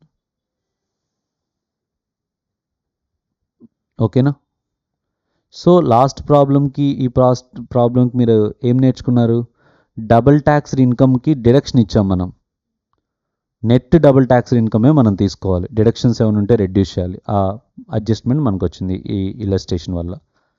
Next illustration 3. Suppose in example 1 everything is same. Suppose in example 1 Rohit paid life insurance premium 1 lakh rupees. Same example 1 డీటెయిల్సే, but Rohit life insurance premium ఎంత పే చేశాడు, 1 lakh పే చేశాడు. మీ answer ఏమన్నా change అవుద్దా అని అడుగుతున్నారు. ఓకే, సో మీరు అబ్జర్వ్ చేస్తే రోహిత్ పే చేసింది life insurance premium. Life insurance premium pay చేస్తే మనకేం ఆన్సర్ పెద్ద ఫరక్ పడదు గైస్. చూద్దాం. ఫస్ట్ ఇక్కడ కూడా మనం ఏం చేయాలి, ఆల్వేస్ టోటల్ ఇన్కమ్ కంప్యూట్ చేయాలి. Total income. So total income find out చేసేటప్పుడు ఇక్కడ మనం ఫారెన్ ఇన్కమ్లో 4 lakhs ఎర్న్ చేసాం. గ్రాస్ టోటల్ ఇన్కమ్ ఎంత 9 lakh rupees. ఈ గ్రాస్ టోటల్ ఇన్కమ్లో నుంచి మనం ఫస్ట్ ఏం రెడ్యూస్ చేయాలి, డిడక్షన్స్. ఏం రెడ్యూస్ చేయాలి, డిడక్షన్. ఏ డిడక్షన్ మనకి 80C లైఫ్ ఇన్సూరెన్స్ ప్రీమియం ఎంత 1 lakh rupees.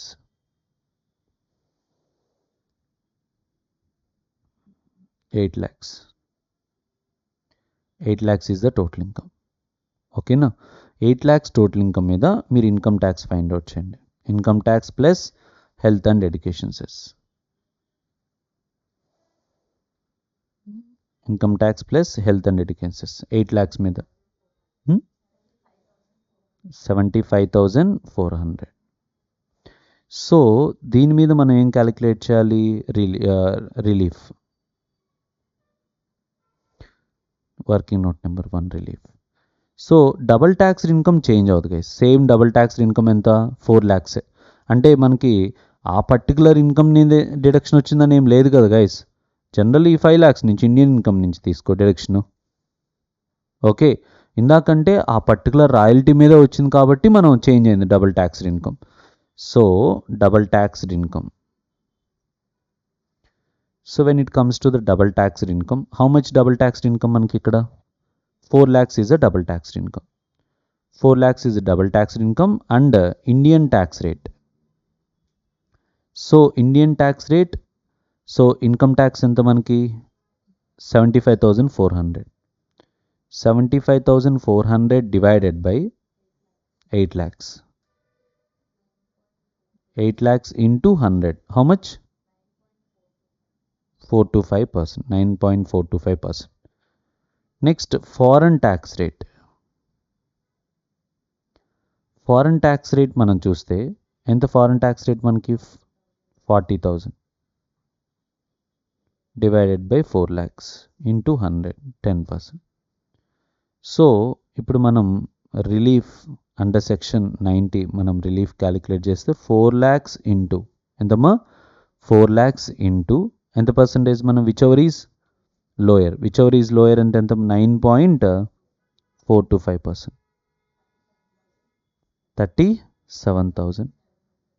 37,700 రిలీఫ్. అది అక్కడి నుంచి రెడ్యూస్ చేస్తే ఫైన్ అయిపోద్ది కదా. ఓకేనా, that is illustration number 3. Illustration number 3లో నార్మల్ డిడక్షన్ ఇచ్చిన పెద్ద ఇంపాక్ట్ అవ్వదని చూపించాం. ఇల్లస్ట్రేషన్ 4 మీకు ఇన్కమ్ అనేది ఫారెన్ ఇన్కమ్ 2 countries నుంచి వస్తుంది, ఒక కంట్రీ నుంచి కాదు ఫారెన్ ఇన్కమ్ వచ్చేది మనకి. ఇప్పుడు తీసుకున్న ఎగ్జాంపుల్లో 2 countries నుంచి వస్తుంది. 2 countries నుంచి వస్తే మీరు ఏం చేస్తారంటే ఈచ్ కంట్రీకి సపరేట్గా చూడండి. మీరు ఇప్పుడు ఆ రిలీఫ్ అనేది ఈచ్ కంట్రీకి సపరేట్గా చేయండి. అంటే యూఎస్లో డబుల్ ట్యాక్స్డ్ ఇన్కమ్ ఏదైతే ఉందో యూఎస్ నుంచి వచ్చిందో, యూఎస్ నుంచి వచ్చినప్పుడు foreign rate US foreign rate Indian rate whichever is lower. Next UK నుంచి వచ్చిందనుకో, యూకే నుంచి వచ్చినప్పుడు foreign double taxed income foreign rate UK foreign rate Indian rate whichever is lower సపరేట్గా తీసుకోండి. అంతేగాని 2 ఫారెన్ కంట్రీస్లో విచ్ ఎవర్ ఈజ్ అలా తీసుకోవద్దు. So each country foreign rate సపరేట్గానే తీసుకోండి. So income from more than 1 foreign country, calculate relief separately for each foreign country income and calculate foreign rate and double taxed income separately. Foreign rate Indian rate అంటే కామన్గానే ఉంటుంది, but ఆ రేట్లు సపరేట్గా calculate చేయండి. Calculate total relief by adding all, అన్నిటిని add చేస్తే మనకు relief అనేది వస్తుంది. నెక్స్ట్ ఇక్కడ చూడండి example. So mister Raj Indian resident, income earned in India 5 lakhs, యూఎస్లో 6 lakhs ఎర్న్ చేశారు, ట్యాక్స్ యూఎస్లో 1,20,000 పే చేశారు, యూకేలో 3 lakhs ఎర్న్ చేశారు, ట్యాక్స్ అక్కడ 30,000 పే చేశారు. No double taxation avoidance agreement between the India and US and India UK, compute net tax payable, ignore 115 BAC. చూద్దామా guys. So first మనం ఏం ఫైండ్ అవుట్ చేయాలి, టోటల్ ఇన్కమ్ ఫైండ్ అవుట్ చేయాలి. Computation of total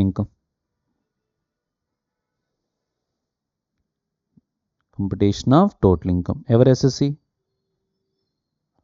mister Raj. First ఏ income guys? Indian ఇన్కమా? Indian income. How much Indian income? 5 lakhs. Indian income 5 lakhs. US income.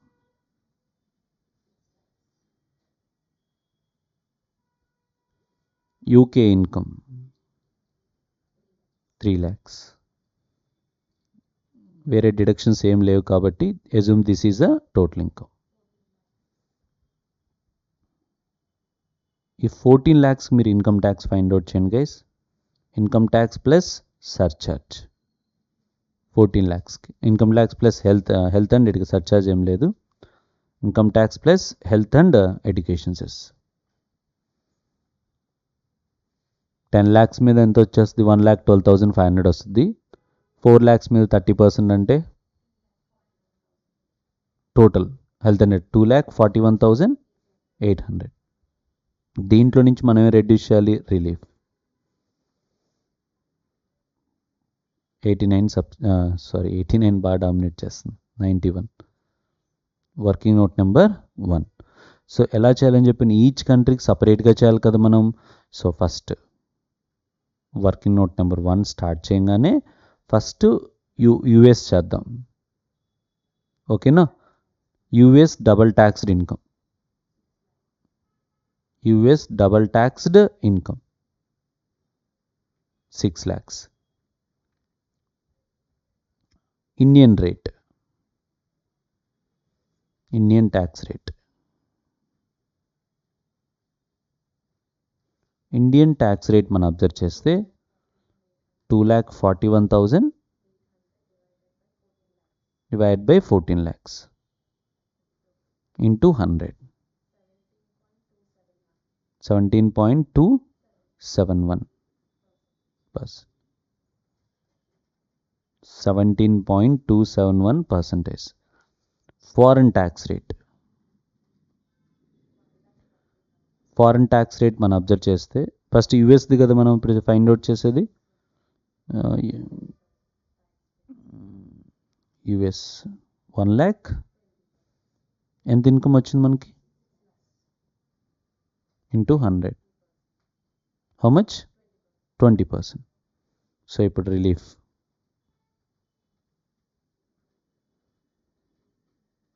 91 relief మనం చూస్తే double taxed income 6 lakhs, which ever is lower కదా మనం చూడాల్సింది. Lower ఎంత 17.271%. 626, 1,03,626, 3,626. Understood. This is working note number 1. దేని మీద relief ఇది, యుఎస్ రిలీఫ్, యుఎస్ మీద ట్యాక్స్ పే చేసిన దాని మీద రిలీఫ్. నెక్స్ట్ యూకే, యూకేలో డబుల్ ట్యాక్స్డ్ ఇన్కమ్ ఎంత,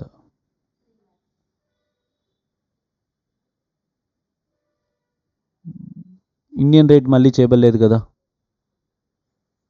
ఫారెన్ ట్యాక్స్ రేట్ యూకే ఎంత పే చేసాం 30,000 divided by 3 lakhs into 100, 10%. Whichever is lower అనుకుంటే 10%ఏ కదా మనకి. Double taxed income 3 lakhs, double taxed income 3 lakhs into Indian rate or foreign rate whichever is lower, lower rate ఎంత మనకి 10%, 30,000 మనకి relief వస్తుంది. ఇక్కడ 30,000, ఇక్కడ ఎంత 1,03,000, టోటల్ 1,03,000, 1,33,626 రిలీఫ్ వస్తుంది. రెడ్యూస్ చేస్తే మనకి 174 net tax payable.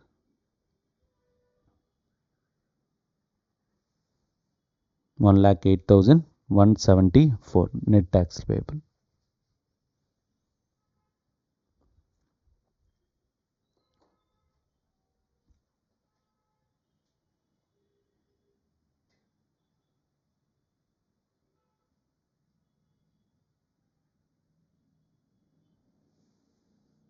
Guys understood everyone.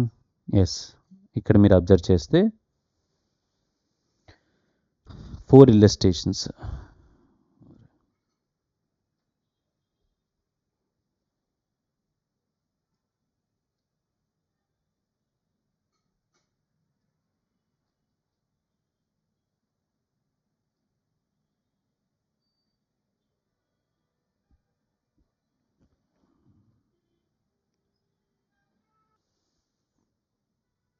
So ఇక్కడ చూడండి, స్లాబ్ రేట్స్ మనం ఇవి ఇప్పుడు నేను చెప్పే జనరల్ పాయింట్స్ ఏం పెద్ద ఇష్యూస్ ఏం కాదు, సింపుల్ పాయింట్సే. చూడండి, స్లాబ్ రేట్స్ మనం ఫాలో అయ్యేటప్పుడు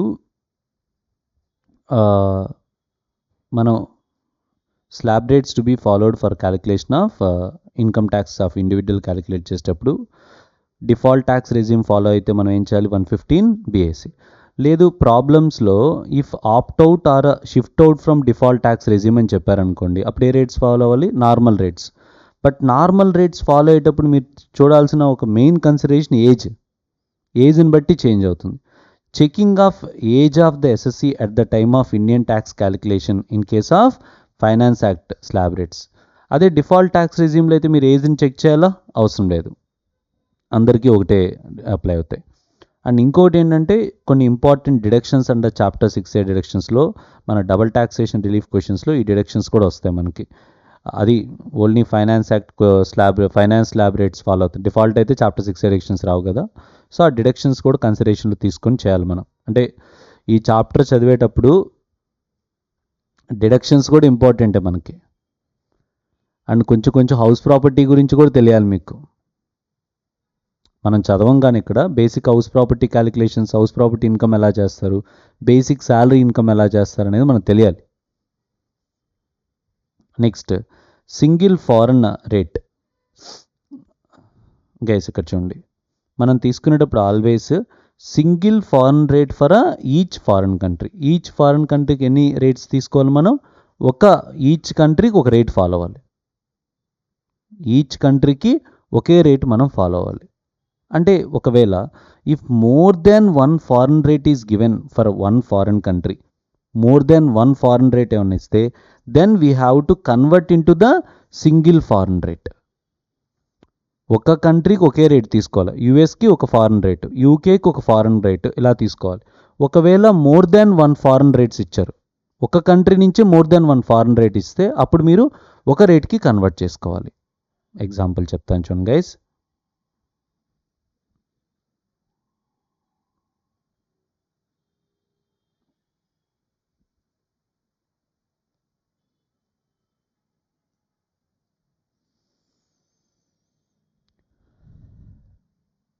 for example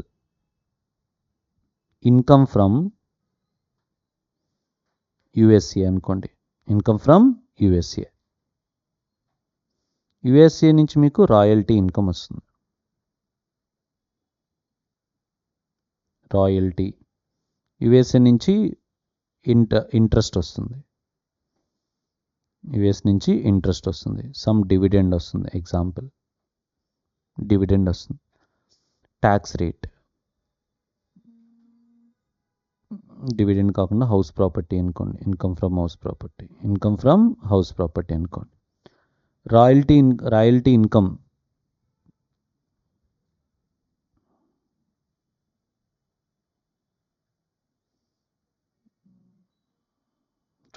income tax rate income. So royalty income ఎంత వస్తుందంటే గైస్ 5 lakhs రాయల్టీ ఇన్కమ్ అనుకోండి. Royalty income 5 lakhs. Tax rate 20%. Interest మీద ట్యాక్స్ రేట్ 10%. హౌస్ ప్రాపర్టీ మీద ట్యాక్స్ రేట్ ఎంత? 15%. ఇంట్రెస్ట్ ఇన్కమ్ 10 lakhs వస్తుంది. House property income 4 lakhs వస్తుంది అనుకోండి. అంటే ఇప్పుడు ఒకే కంట్రీ నుంచి మనకు డిఫరెంట్ రేట్స్ చెప్తున్నారు కదా. ఇప్పుడు డిఫరెంట్ రేట్స్ చెప్పినప్పుడు మనం ఏం చేయాలని చెప్పాను? ఒకే ఫారెన్ రేట్ కింద కన్వర్ట్ చేయాలి. ఒకే ఫారెన్ రేట్ కింద కన్వర్ట్ చేసేటప్పుడు మనం ఏం చేయాలంటే టోటల్ ఫారెన్ ఇన్కమ్ ఎంత? టోటల్ ఫారెన్ ఇన్కమ్ 5, 10, 14 ఎంతమ్మా? Total foreign income 19 lakhs. Total foreign income 19 lakhs. Income tax ఎంత అంటే ఫారెన్ ట్యాక్స్, ఫారెన్లో పే చేసిన foreign tax, foreign income tax. Foreign income tax మీరు ఎంత పే చేశారు? రాయల్టీ మీద 5 lakh ఇంటూ 20% అంటే 1 lakh పే చేసి ఉంటారు. నెక్స్ట్ ఇంట్రెస్ట్ 10% అంటే 1 lakh పే చేశారు, అంటే 10 lakhs కాబట్టి ఇంట్రెస్ట్. హౌస్ ప్రాపర్టీ మీద 15% అంటే 60,000 పే చేశారు. టోటల్ ఇన్కమ్ ట్యాక్స్ ఎంత పే చేశారు? 2,60,000. సో ఇప్పుడు ఫారెన్ ట్యాక్స్ రేట్ ఎంత? Foreign tax rate so 2,60,000 foreign tax, foreign income tax divided by foreign income 19 lakhs, 13.684. ఓకేనా? ఇలా మనం క్యాలిక్యులేట్ చేయాలి. ఒకవేళ డిఫరెంట్ ఫారెన్ ట్యాక్స్ రేట్స్ ఇచ్చినా సరే దాన్ని వన్ ఫారెన్ ట్యాక్స్ రేట్ కింద మనం కన్వర్ట్ చేయాలి guys.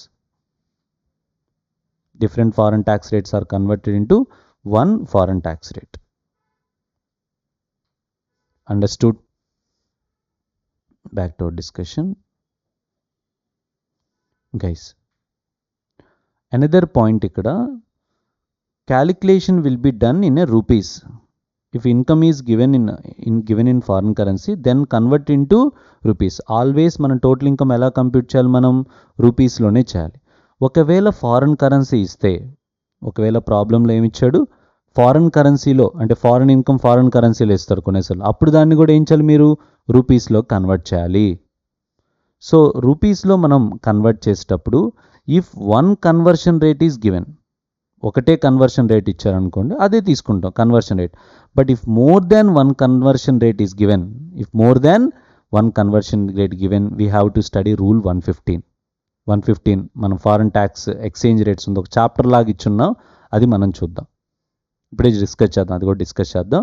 So more than one foreign currency rates ఇస్తే మనం ఫారెన్ కరెన్సీ ఎక్స్చేంజ్ రేట్స్ని యూజ్ చేసుకొని కన్వర్ట్ చేయాలి. Next another gross up of income. Next ఏంటమ్మా, gross up of income. Gross up of income అంటే మనం డిస్కస్ చేసాం నిన్న కూడా ఈ పాయింట్. బేసిక్గా నెట్ ఇస్తే, దాని బ్రాకెట్లో నెట్ ఇస్తే నెట్ని మనం గ్రాస్ అప్ చేసి టోటల్ ఇన్కంలో ఇంక్లూడ్ చేస్తాం. బ్రాకెట్లో గ్రాస్ ఇస్తే గ్రాస్ ఇన్కమే మనం ఇంక్లూడ్ చేస్తాం.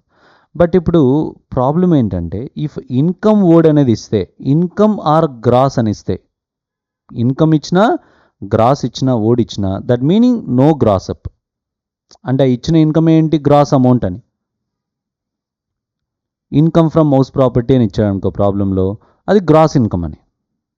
గ్రాస్ అంటే ఇప్పుడు మనకేం చేస్తాం, సింపుల్గా బ్రాకెట్లో గ్రాస్ అని ఇవ్వాలి, టీడీఎస్ డిడక్ట్ చేయకముందని దాని meaning. Income from house property ఇస్తే దాని మీనింగ్ ఏంటి, గ్రాస్ అమౌంట్. డైరెక్ట్గా మీరు ఇన్కమ్ ఫ్రమ్ డైరెక్ట్గా టోటల్ ఇన్కంలో ఇంక్లూడ్ చేయొచ్చు. కానీ ప్రాబ్లంలో రిసీవ్డ్ అని ఇస్తే దాని మీనింగ్ ఏంటి, నెట్ అని. అంటే టీడీఎస్ డిడక్ట్ చేసిన తర్వాత అని చెప్పారు. అంటే ఫర్ ఎగ్జాంపుల్ ప్రాబ్లంలో 90,000 డివిడెండ్ రిసీవ్డ్ అన్నా అనుకో, 90,000 డివిడెండ్ రిసీవ్డ్ అంటే దీని మీనింగ్ నెట్ అని బ్రాకెట్లో చెప్పకపోయినా, రిసీవ్డ్ అంటే దాని మీనింగ్ ఏంటి, నెట్ అని. అంటే మీరు ఏం చేయాలి, గ్రాస్ మాత్రమే మీరు ఇన్కంలో ఇంక్లూడ్ చేయాలి కదా. అప్పుడు ఏం చేయాలి, 90,000 divided by 100 into divided by 90 into 100. TDS అనేది డివిడెండ్ మీద 10% కదా, అంటే అప్పుడు ఎంత అవుద్ది, 1 lakh అనేది డివిడెండ్ ఇన్కమ్ అవుద్ది. ఆ 1 lakh మీరు ఇన్కంలో ఇంక్లూడ్ చేయాలి. If only received word is given, that means grossing will be done. Dividend received from Indian company అలా ఇస్తే దాన్ని గ్రాస్ అప్ చేసి ఇంక్లూడ్ చేయాలి మనం. Guys understood. Next, foreign tax laws are irrelevant while calculating the income and tax in India. Foreign tax laws are irrelevant. Next, శాలరీలో just మీకు basic knowledge కావాలి కాబట్టి, శాలరీ గురించి ఎక్కడ ఇవ్వలేదు కాబట్టి, income from salary, house property or income from salary computed అని బ్రాకెట్లో ఇచ్చా అనుకోండి. ప్రాబ్లంలోనే ఏమి ఇచ్చాడు వాడు, కంప్యూటెడ్ అని ఇచ్చా అనుకోండి. ఇంకా మీకు అవసరం లేదు, that is they done all the adjustment కదా. అలా ఇవ్వలేదనుకోండి, so like basic salary, gross salary, pension, rental income, gross rent ఇలా ఇస్తే మటుకు మీరు డెఫినెట్గా మీరు ఏం చేయాలి, డిడక్షన్స్ అనేది రెడ్యూస్ చేయాలి. అంటే అప్పుడు డిడక్షన్స్, పాపులర్ డిడక్షన్స్ ఏంటి, హౌస్ ప్రాపర్టీలో 30% స్టాండర్డ్ డిడక్షన్ ఇస్తారు రెంటల్ నుంచి. అదే శాలరీలో 50,000 స్టాండర్డ్ డిడక్షన్ ఇప్పుడు స్లాబ్ రేట్స్ ఫాలో అయినప్పుడు. నార్మల్ ట్యాక్స్ రెజ్యూమ్లో, డిఫాల్ట్ ట్యాక్స్ రెజ్యూమ్లో ఎంత ఇప్పుడు 75,000. ఇంతకుముందు రెండింటికి 50,000 ఉండేది, ఇప్పుడు చేంజ్ అనేది ఉంది. And municipal taxes paid if any standard deduction has to be deducted in the both the section 115 BAC and finance act. Is it okay?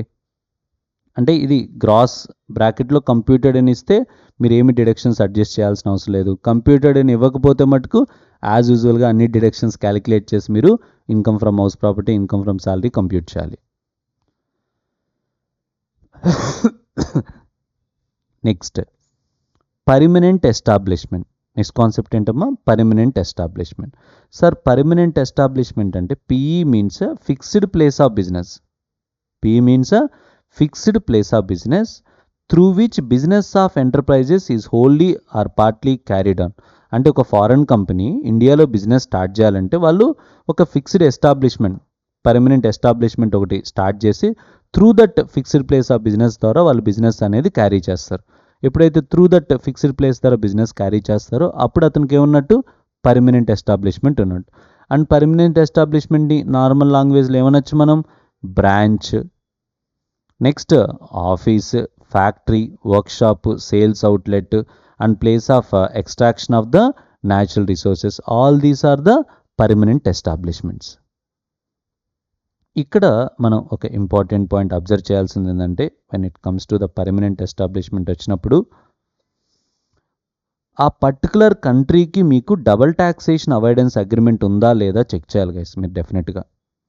ఒకవేళ డబుల్ ట్యాక్సేషన్ అవాయిడెన్స్ అగ్రిమెంట్ ఉంటే పీఈ కాన్సెప్ట్ అప్లై అవుతుంది.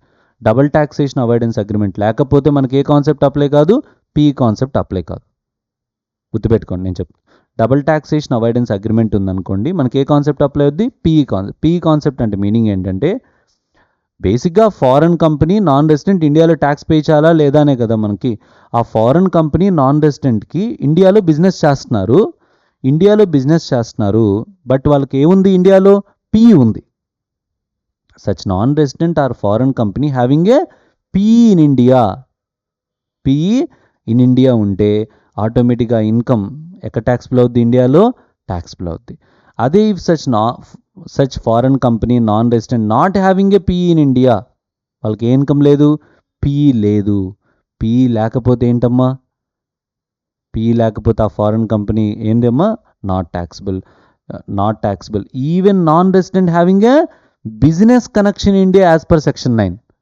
Business connection ఉన్నా సరే PE లేకపోతే మనకు ఆ income అనేది ఇండియాలో ట్యాక్సిబుల్ కాదు. డబుల్ ట్యాక్సేషన్ అవాయిడెన్స్ అగ్రిమెంట్ ఉంటే బిజినెస్ కనెక్షన్ అనే కాన్సెప్ట్ అసలు అప్లై కాదు నీకు. డబుల్ ట్యాక్సేషన్ అవాయిడెన్స్ అగ్రిమెంట్ ఉంటే ఏ కాన్సెప్ట్ అప్లై కాదు, బిజినెస్ కనెక్షన్ అనే కాన్సెప్ట్ ఉండదు. బిజినెస్ కనెక్షన్ ఇన్కమ్ ట్యాక్స్లో చెప్పింది కదా. డబుల్ ట్యాక్సేషన్ అవాయిడెన్స్ అగ్రిమెంట్ ఉంటే డబుల్ ట్యాక్సేషన్ అవాయిడెన్స్ అగ్రిమెంటే ఓవర్ రైట్ చేస్తుంది కదా ఇన్కమ్ ట్యాక్స్ యాక్ట్ని. ఇప్పుడు బిజినెస్ కనెక్షన్ ఏంటి, మియర్లీ ఒక ఏజెంట్ ఉంటే చాలంటున్నాడు కదా. ఇక్కడ అలా కాదు, పర్మనెంట్ ఎస్టాబ్లిష్మెంట్, ఒక బ్రాంచ్, ఒక ఫిక్స్డ్ ప్లేస్ ఆఫ్ బిజినెస్ అనేది ఇండియాలో ఉంటేనే వాళ్ళకి taxable. Understood? Foreign company non resident ఇండియాలో ట్యాక్స్ పే చేయాలంటే వాళ్ళు త్రూ పీఈ ద్వారా బిజినెస్ చేయాలి. పీఈ లేదనుకోండి ట్యాక్సిబుల్ కాదు. సార్ బిజినెస్ కనెక్షన్ ఉంది అయినా ట్యాక్సిబుల్ కాదు. బట్ దీనికి ఎక్సెప్షన్ ఉన్నాయి.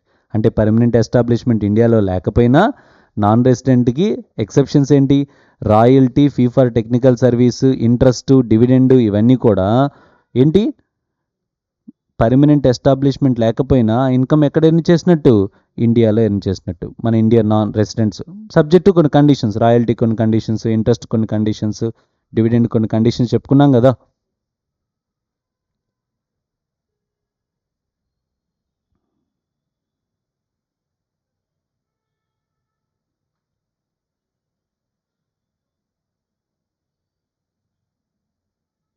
ఇండియన్ కంపెనీ ఇప్పుడు ఇది పర్మనెంట్ ఎస్టాబ్లిష్మెంట్ గురించి మనం చెప్పాం. నెక్స్ట్ పాయింట్, ఒకవేళ డబల్ ట్యాక్సేషన్ అవాయిడెన్స్ అగ్రిమెంట్ లేదనుకోండి, ఏం లేదు మనకి, డబల్ ట్యాక్సేషన్ అవాయిడెన్స్ అగ్రిమెంట్ లేదనుకోండి. So double taxation avoidance agreement లేకపోతే ఆ బిజినెస్ ఆర్ ప్రొఫెషనల్ ఇన్కమ్ మనకు అప్పుడు పీఈ కాన్సెప్ట్ అప్లై కాదు. అప్పుడు ఏ కాన్సెప్ట్ అప్లై కాదు, పీఈ అప్లై కాదు. అప్పుడు ఏ కాన్సెప్ట్ అప్లై అవుద్ది, బిజినెస్ కనెక్షన్, సెక్షన్ 9లో చదువుకున్న బిజినెస్ కనెక్షన్ అప్లై అవుద్ది. అప్పుడు మనం if such non resident having a business connection India, taxable India. If non resident or foreign company not having a business connection India, అప్పుడు not taxable in India. Exceptions same ఇక్కడ కూడా 4 exceptions ఏంటి, dividend, royalty, fee for technical service, interest, dividend.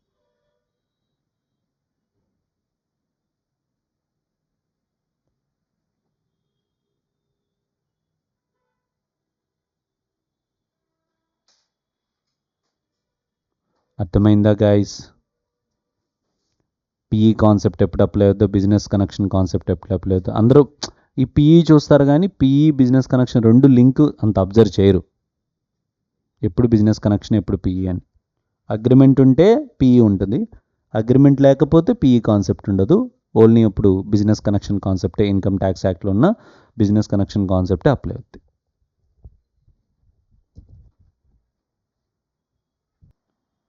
So ఏం discuss చేసాం మనం, permanent establishment గురించి discuss చేసాం. So guys ఇక స్మాల్ కాన్సెప్ట్ ఒకటి డిస్కస్ చేద్దాం గైస్ మనం. స్మాల్ కాన్సెప్ట్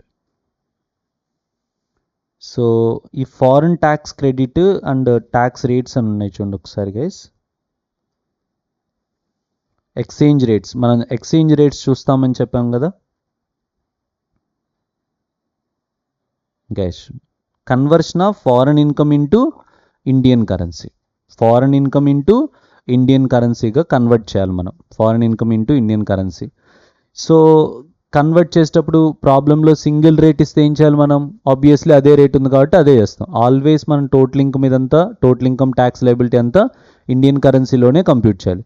కానీ ఫారెన్లో ఎన్ని చేసిన ఇన్కమ్ సమ్ టైమ్స్ వాడు ఫారెన్లో డాలర్స్లో చెప్పొచ్చు, ఆర్ ట్యాక్స్ కూడా డాలర్స్లో ఇవ్వచ్చు వాడు. సో అలా అప్పుడు మనం ఇండియన్ కరెన్సీలో కన్వర్ట్ చేయాలి కదా. కన్వర్ట్ చేయడానికి మనం ఏ రేట్స్ ఫాలో అవ్వాలంటే 115లో ఉన్న రేట్స్ ఫాలో అవ్వాలి. ఏ రేట్స్, సెక్షన్ 115లో ఉన్న రేట్స్ ఎప్పుడు ఫాలో అవుతుంది, ఫారెన్ కరెన్సీని ఇండియన్ కరెన్సీలోకి మనం కన్వర్ట్ చేసేటప్పుడు. Rate of exchange for conversion of for exchange for conversion into rupees of income earned in foreign currency shall be, foreign కరెన్సీలో ఎర్న్ చేసిన ఇన్కమ్ని కన్వర్ట్ చేయడానికి మనం యూజ్ చేసే రేట్ ఏంటి, TTBR as on the specified date.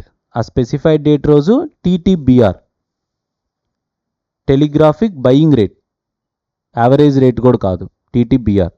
ఇక్కడేం కాదు, ఇక్కడ మనం ఈ డబుల్ ట్యాక్సేషన్ అవాయిడెన్స్ అగ్రిమెంట్లు మొత్తం మనం యూజ్ చేసేది ఏ రేటు, టీటీబీఆర్ రేటే మనం యూజ్ చేస్తాం. TTBR on the specified date. Next, so TTBR and specified rate కదా. శాలరీ ఇన్కమ్ మనం ఏ రోజున్న ఎక్స్చేంజ్ రేట్ తీసుకుంటాం, శాలరీ ఇన్కమ్ ఏ రోజున్న ఎక్స్చేంజ్ రేట్ తీసుకుంటామంటే గైస్, వాడు ప్రాబ్లంలో శాలరీ డ్యూ అని ఇస్తాడు కదా, శాలరీ డ్యూ.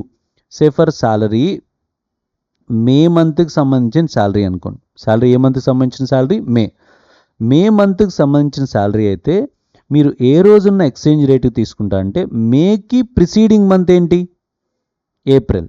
మేకి ప్రిసీడింగ్ మంత్ ఏంటి, ఏప్రిల్ మంత్ ఎండింగ్, అంటే ఏంటి 30th ఏప్రిల్ సమ్ 2024 అయితే అలా. ఓకే, సో ఇప్పుడు చూడండి థియరీ చూద్దాం. Last day of the month ఏం తీసుకోవాలి, exchange rate A month, last day of the month immediately preceding the month. Last day of the month అంటే కరెంట్ మంత్ కాదు, last day of the preceding month. Last day of the month immediately preceding the month in which the salary is due, ఇది ఒకటి చదవండి, in which salary is due అని చదవండి చాలు.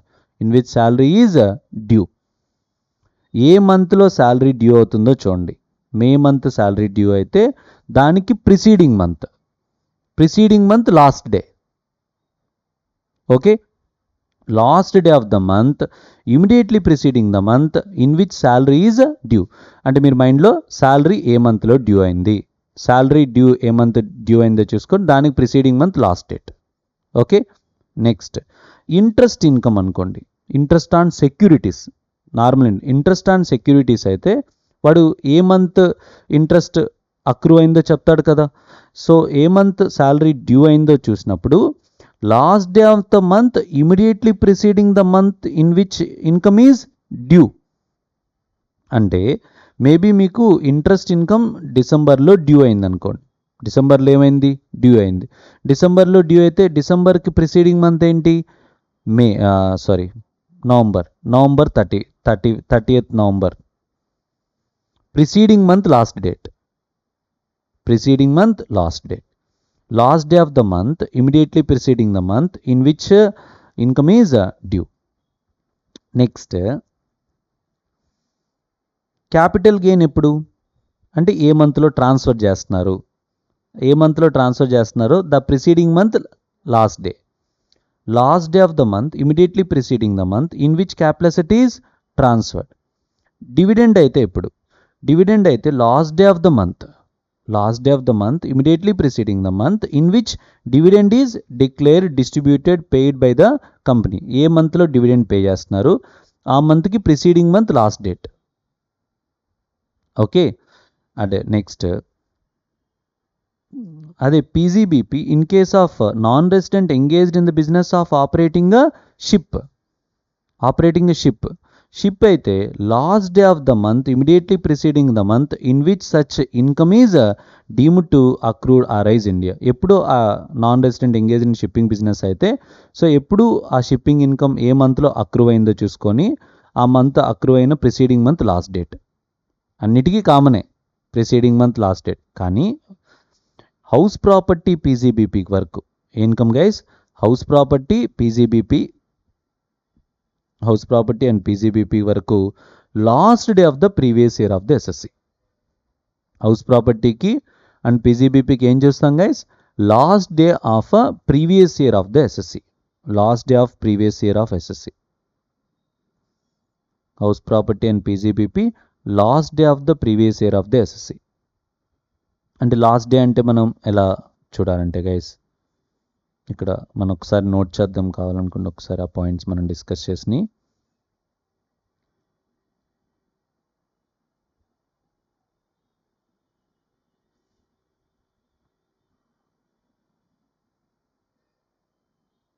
April May అనుకుంటే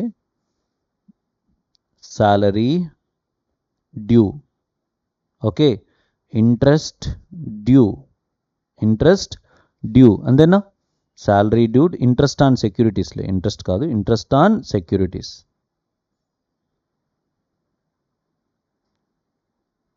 securities due.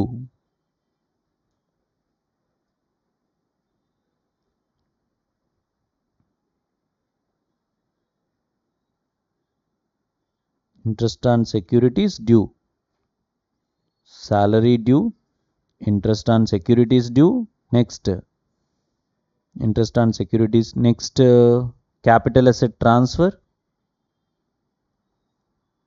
capital asset transfer, next capital asset తర్వాత next ఏంటి, dividend, dividend paid or distributed, next ఇవే కదా, వీటన్నిటికీ ప్రిసీడింగ్ మంతే కదా తీసుకునేది. సో ఇలా మే మంత్లో ఉంటే దానికి ప్రిసీడింగ్ మంత్ లాస్ట్ డేట్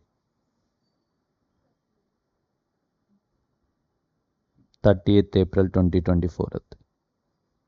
ఇంకోటి పీజీబీపీలో ఇంకోటి ఉంది కదా గైస్, ఇంకో ఇన్కమ్ ఏముంది, పీజీబీపీ,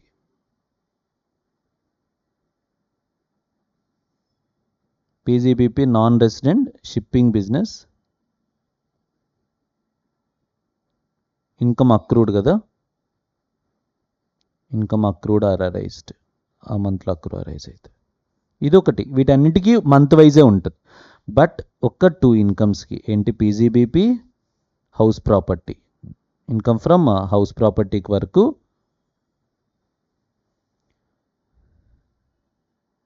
ఈ 2 ఇన్కమ్స్కి మనకేముంటాయంటే last day of previous year, last day of previous year. Understood? ఏమైనా పని ఉందా ఏమన్నా? ఏం నవ్వుకున్నారు? అంటే నేను ఫస్ట్ చెప్పినప్పుడే అర్థమైపోయిందా, అందుకని ఇలా అందుకని మళ్ళీ రాస్తుంటే ఎందుకులే అనుకుంటున్నారా? ఓకే, నెక్స్ట్ గైస్, నెక్స్ట్ చూడండి. Provided that specified date in respect of income referred in A to F, income referred in A to F payable in foreign currency. ఒకవేళ మనం ఆ ఇన్కమ్స్ని పే చేయాల్సి ఉంటాయి. ఇప్పుడు పైన చెప్పిందంత డిస్కషన్ ఏంటి, ఇన్కమ్ రిసీవ్డ్ కదా, ఇప్పుడు మనం ఆ పర్టికులర్ ఇన్కమ్స్ మనం పే చేయాల్సి ఉంటాయి. So that income has to be payable in a foreign currency from which tax has to be deducted at source under rule 26. ఒకవేళ ఆ పేమెంట్ మనం చేస్తున్నాం, వాటి మీద మనం టీడీఎస్ డిడక్ట్ చేయాల్సి ఉంటే గైస్ డిఫరెన్స్ చూస్తున్నారా, అది ఫారెన్ నుంచి వచ్చిన ఇన్కమ్ ఇది. ఇప్పుడేంటి, మనం ఫారెన్ కంట్రీలో పే చేస్తున్నాం, మనం టీడీఎస్ డిడక్ట్ చేయాల్సి ఉంటే, so under rule 26 shall be date on which tax was required to be deducted under the TDS chapter. So ఏ రోజున రేట్ ఎక్స్చేంజ్ రేట్ తీసుకుంటాం, rate on which TDS is required to be deducted, rate on which TDS is required to be deducted. Rate of exchange for the purpose of TDS at a source TDS tax deducted at source and income payable in foreign currency. మనం pay చేస్తుంటే TDS కే rate తీసుకుంటామంటే for the purpose of deduction of tax at source and income payable in foreign currency rate of exchange for the calculation of the value of rupees of such income payable to assessee outside India to unit in International Financial Service Center, by unit in International Financial Service Center to any SSC in India shall be TTBR of such currency as on the date on which tax is required to be deducted. TTBR as on the rate on which tax is required to be deducted at source under TDS chapter by a person responsible for paying such income. ఎవరైతే pay చేయాలో ఆ రోజు ఏదైతే TDS rate ఉందో అది మనకి applicable అవుద్ది. ఓకేనా గైస్, ఇది foreign tax credit exchange rate. ఇవి కూడా ఇంపార్టెంటే గైస్. ఈ రీసెంట్గా ఇంతకుముందు ప్రాబ్లమ్స్లో ఎక్స్చేంజ్ రేట్ ఇవ్వట్లేదు, కానీ రీసెంట్గా లాస్ట్ 1 or 2 years నుంచి వచ్చే ప్రాబ్లమ్స్లో అన్నింటిలో కూడా ఫారెన్ ఇన్కమ్ మనం ఎలా చెప్పాము, ఇండియన్ రూపీస్లోనే ఇచ్చారు. కానీ ఇప్పుడు ఏం చేస్తున్నారంటే ఇన్కమ్ ఫారెన్ కరెన్సీలో ఇస్తున్నారు, ఎక్స్చేంజ్ రేట్స్ ఇస్తున్నారు, డిఫరెంట్ ఎక్స్చేంజ్ రేట్స్ ఇస్తున్నారు. అప్పుడు మనం ఇది చదువుకొని ఉంటే వీ కెన్ డూ. ఇంకొక point guys, foreign tax credit. ఇంకోటి ఏంటి guys, foreign tax credit rules. Foreign tax credit rules is a very simple. మనం చదువుకున్నాం కదా బైలేటరల్ అగ్రిమెంట్ అని. బైలేటరల్ అగ్రిమెంట్లో వన్ ఆఫ్ ది రూల్ ఏంటి, ఫారెన్ ట్యాక్స్ క్రెడిట్ ఇస్తారని కదా. సో ఇప్పుడు ఆ ఫారెన్ ట్యాక్స్ క్రెడిట్ అంటే ఫారెన్లో పే చేసిన దానికి మనకు క్రెడిట్ ఇస్తారు. సో 2 కంట్రీస్లో ట్యాక్స్ పే చేయాలి, ఫారెన్లో పే చేసిన దాని మీద మన ఇండియాలో రెసిడెంట్స్కి క్రెడిట్ ఇస్తారు కదా. సో ఇక్కడ ఇవన్నీ మనం చూద్దాము. బట్ ఇక్కడ ఈ పాయింట్ గుర్తుపెట్టుకోవాలి గైస్. ఇప్పుడు ఆ ఫారెన్ ట్యాక్స్ అనేది ఎలా ఇస్తాడు ప్రాబ్లంలో, ఫారెన్లో సో మచ్ ఆఫ్ ఏం చెప్తాడు ప్రాబ్లంలో, ఫారెన్లో ట్యాక్స్ పే చేశాడు వీడు, $10,000 పే చేశాడు, $10,000 పే చేశాడు ఆన్ 1/10/2024లో పే చేశాడు, సో డేట్ రోజు పే చేశాడు, డాలర్స్లో ఇస్తాడు. ఇప్పుడు మనకు ఫారెన్ ట్యాక్స్ క్రెడిట్ కావాలి అంటే చేయాలన్నప్పుడు ఫారెన్లో ట్యాక్స్ ఎంత పే చేయాలో తెలియాలి కదా. బట్ అది ఎలా తెలియాలి, మనం ఇండియన్ రూపీస్లో తెలియాలి. బట్ వాడు అక్కడ ఇచ్చిన ప్రాబ్లంలో ఏంటి, డాలర్స్. ఆ ఫారెన్ ట్యాక్స్ క్రెడిట్ డాలర్స్లో ఇచ్చింటారు, దాన్ని మనం ఇండియన్ రూపీస్లో కన్వర్ట్ చేయాలి కదా. కన్వర్ట్ చేయాలంటే ఏ రేట్ ఫాలో అవ్వాలి, for the purpose of converting foreign currency into Indian rupees. ఇది ఓన్లీ దేనికి అప్లై అవుద్ది, క్రెడిట్కే. ఇన్కమ్స్ కన్వర్షన్ అన్నిటికీ మనం చెప్పుకున్న 115 రూల్ అప్లై అవుద్ది. ఇది ఓన్లీ ఫారెన్ ట్యాక్స్ క్రెడిట్.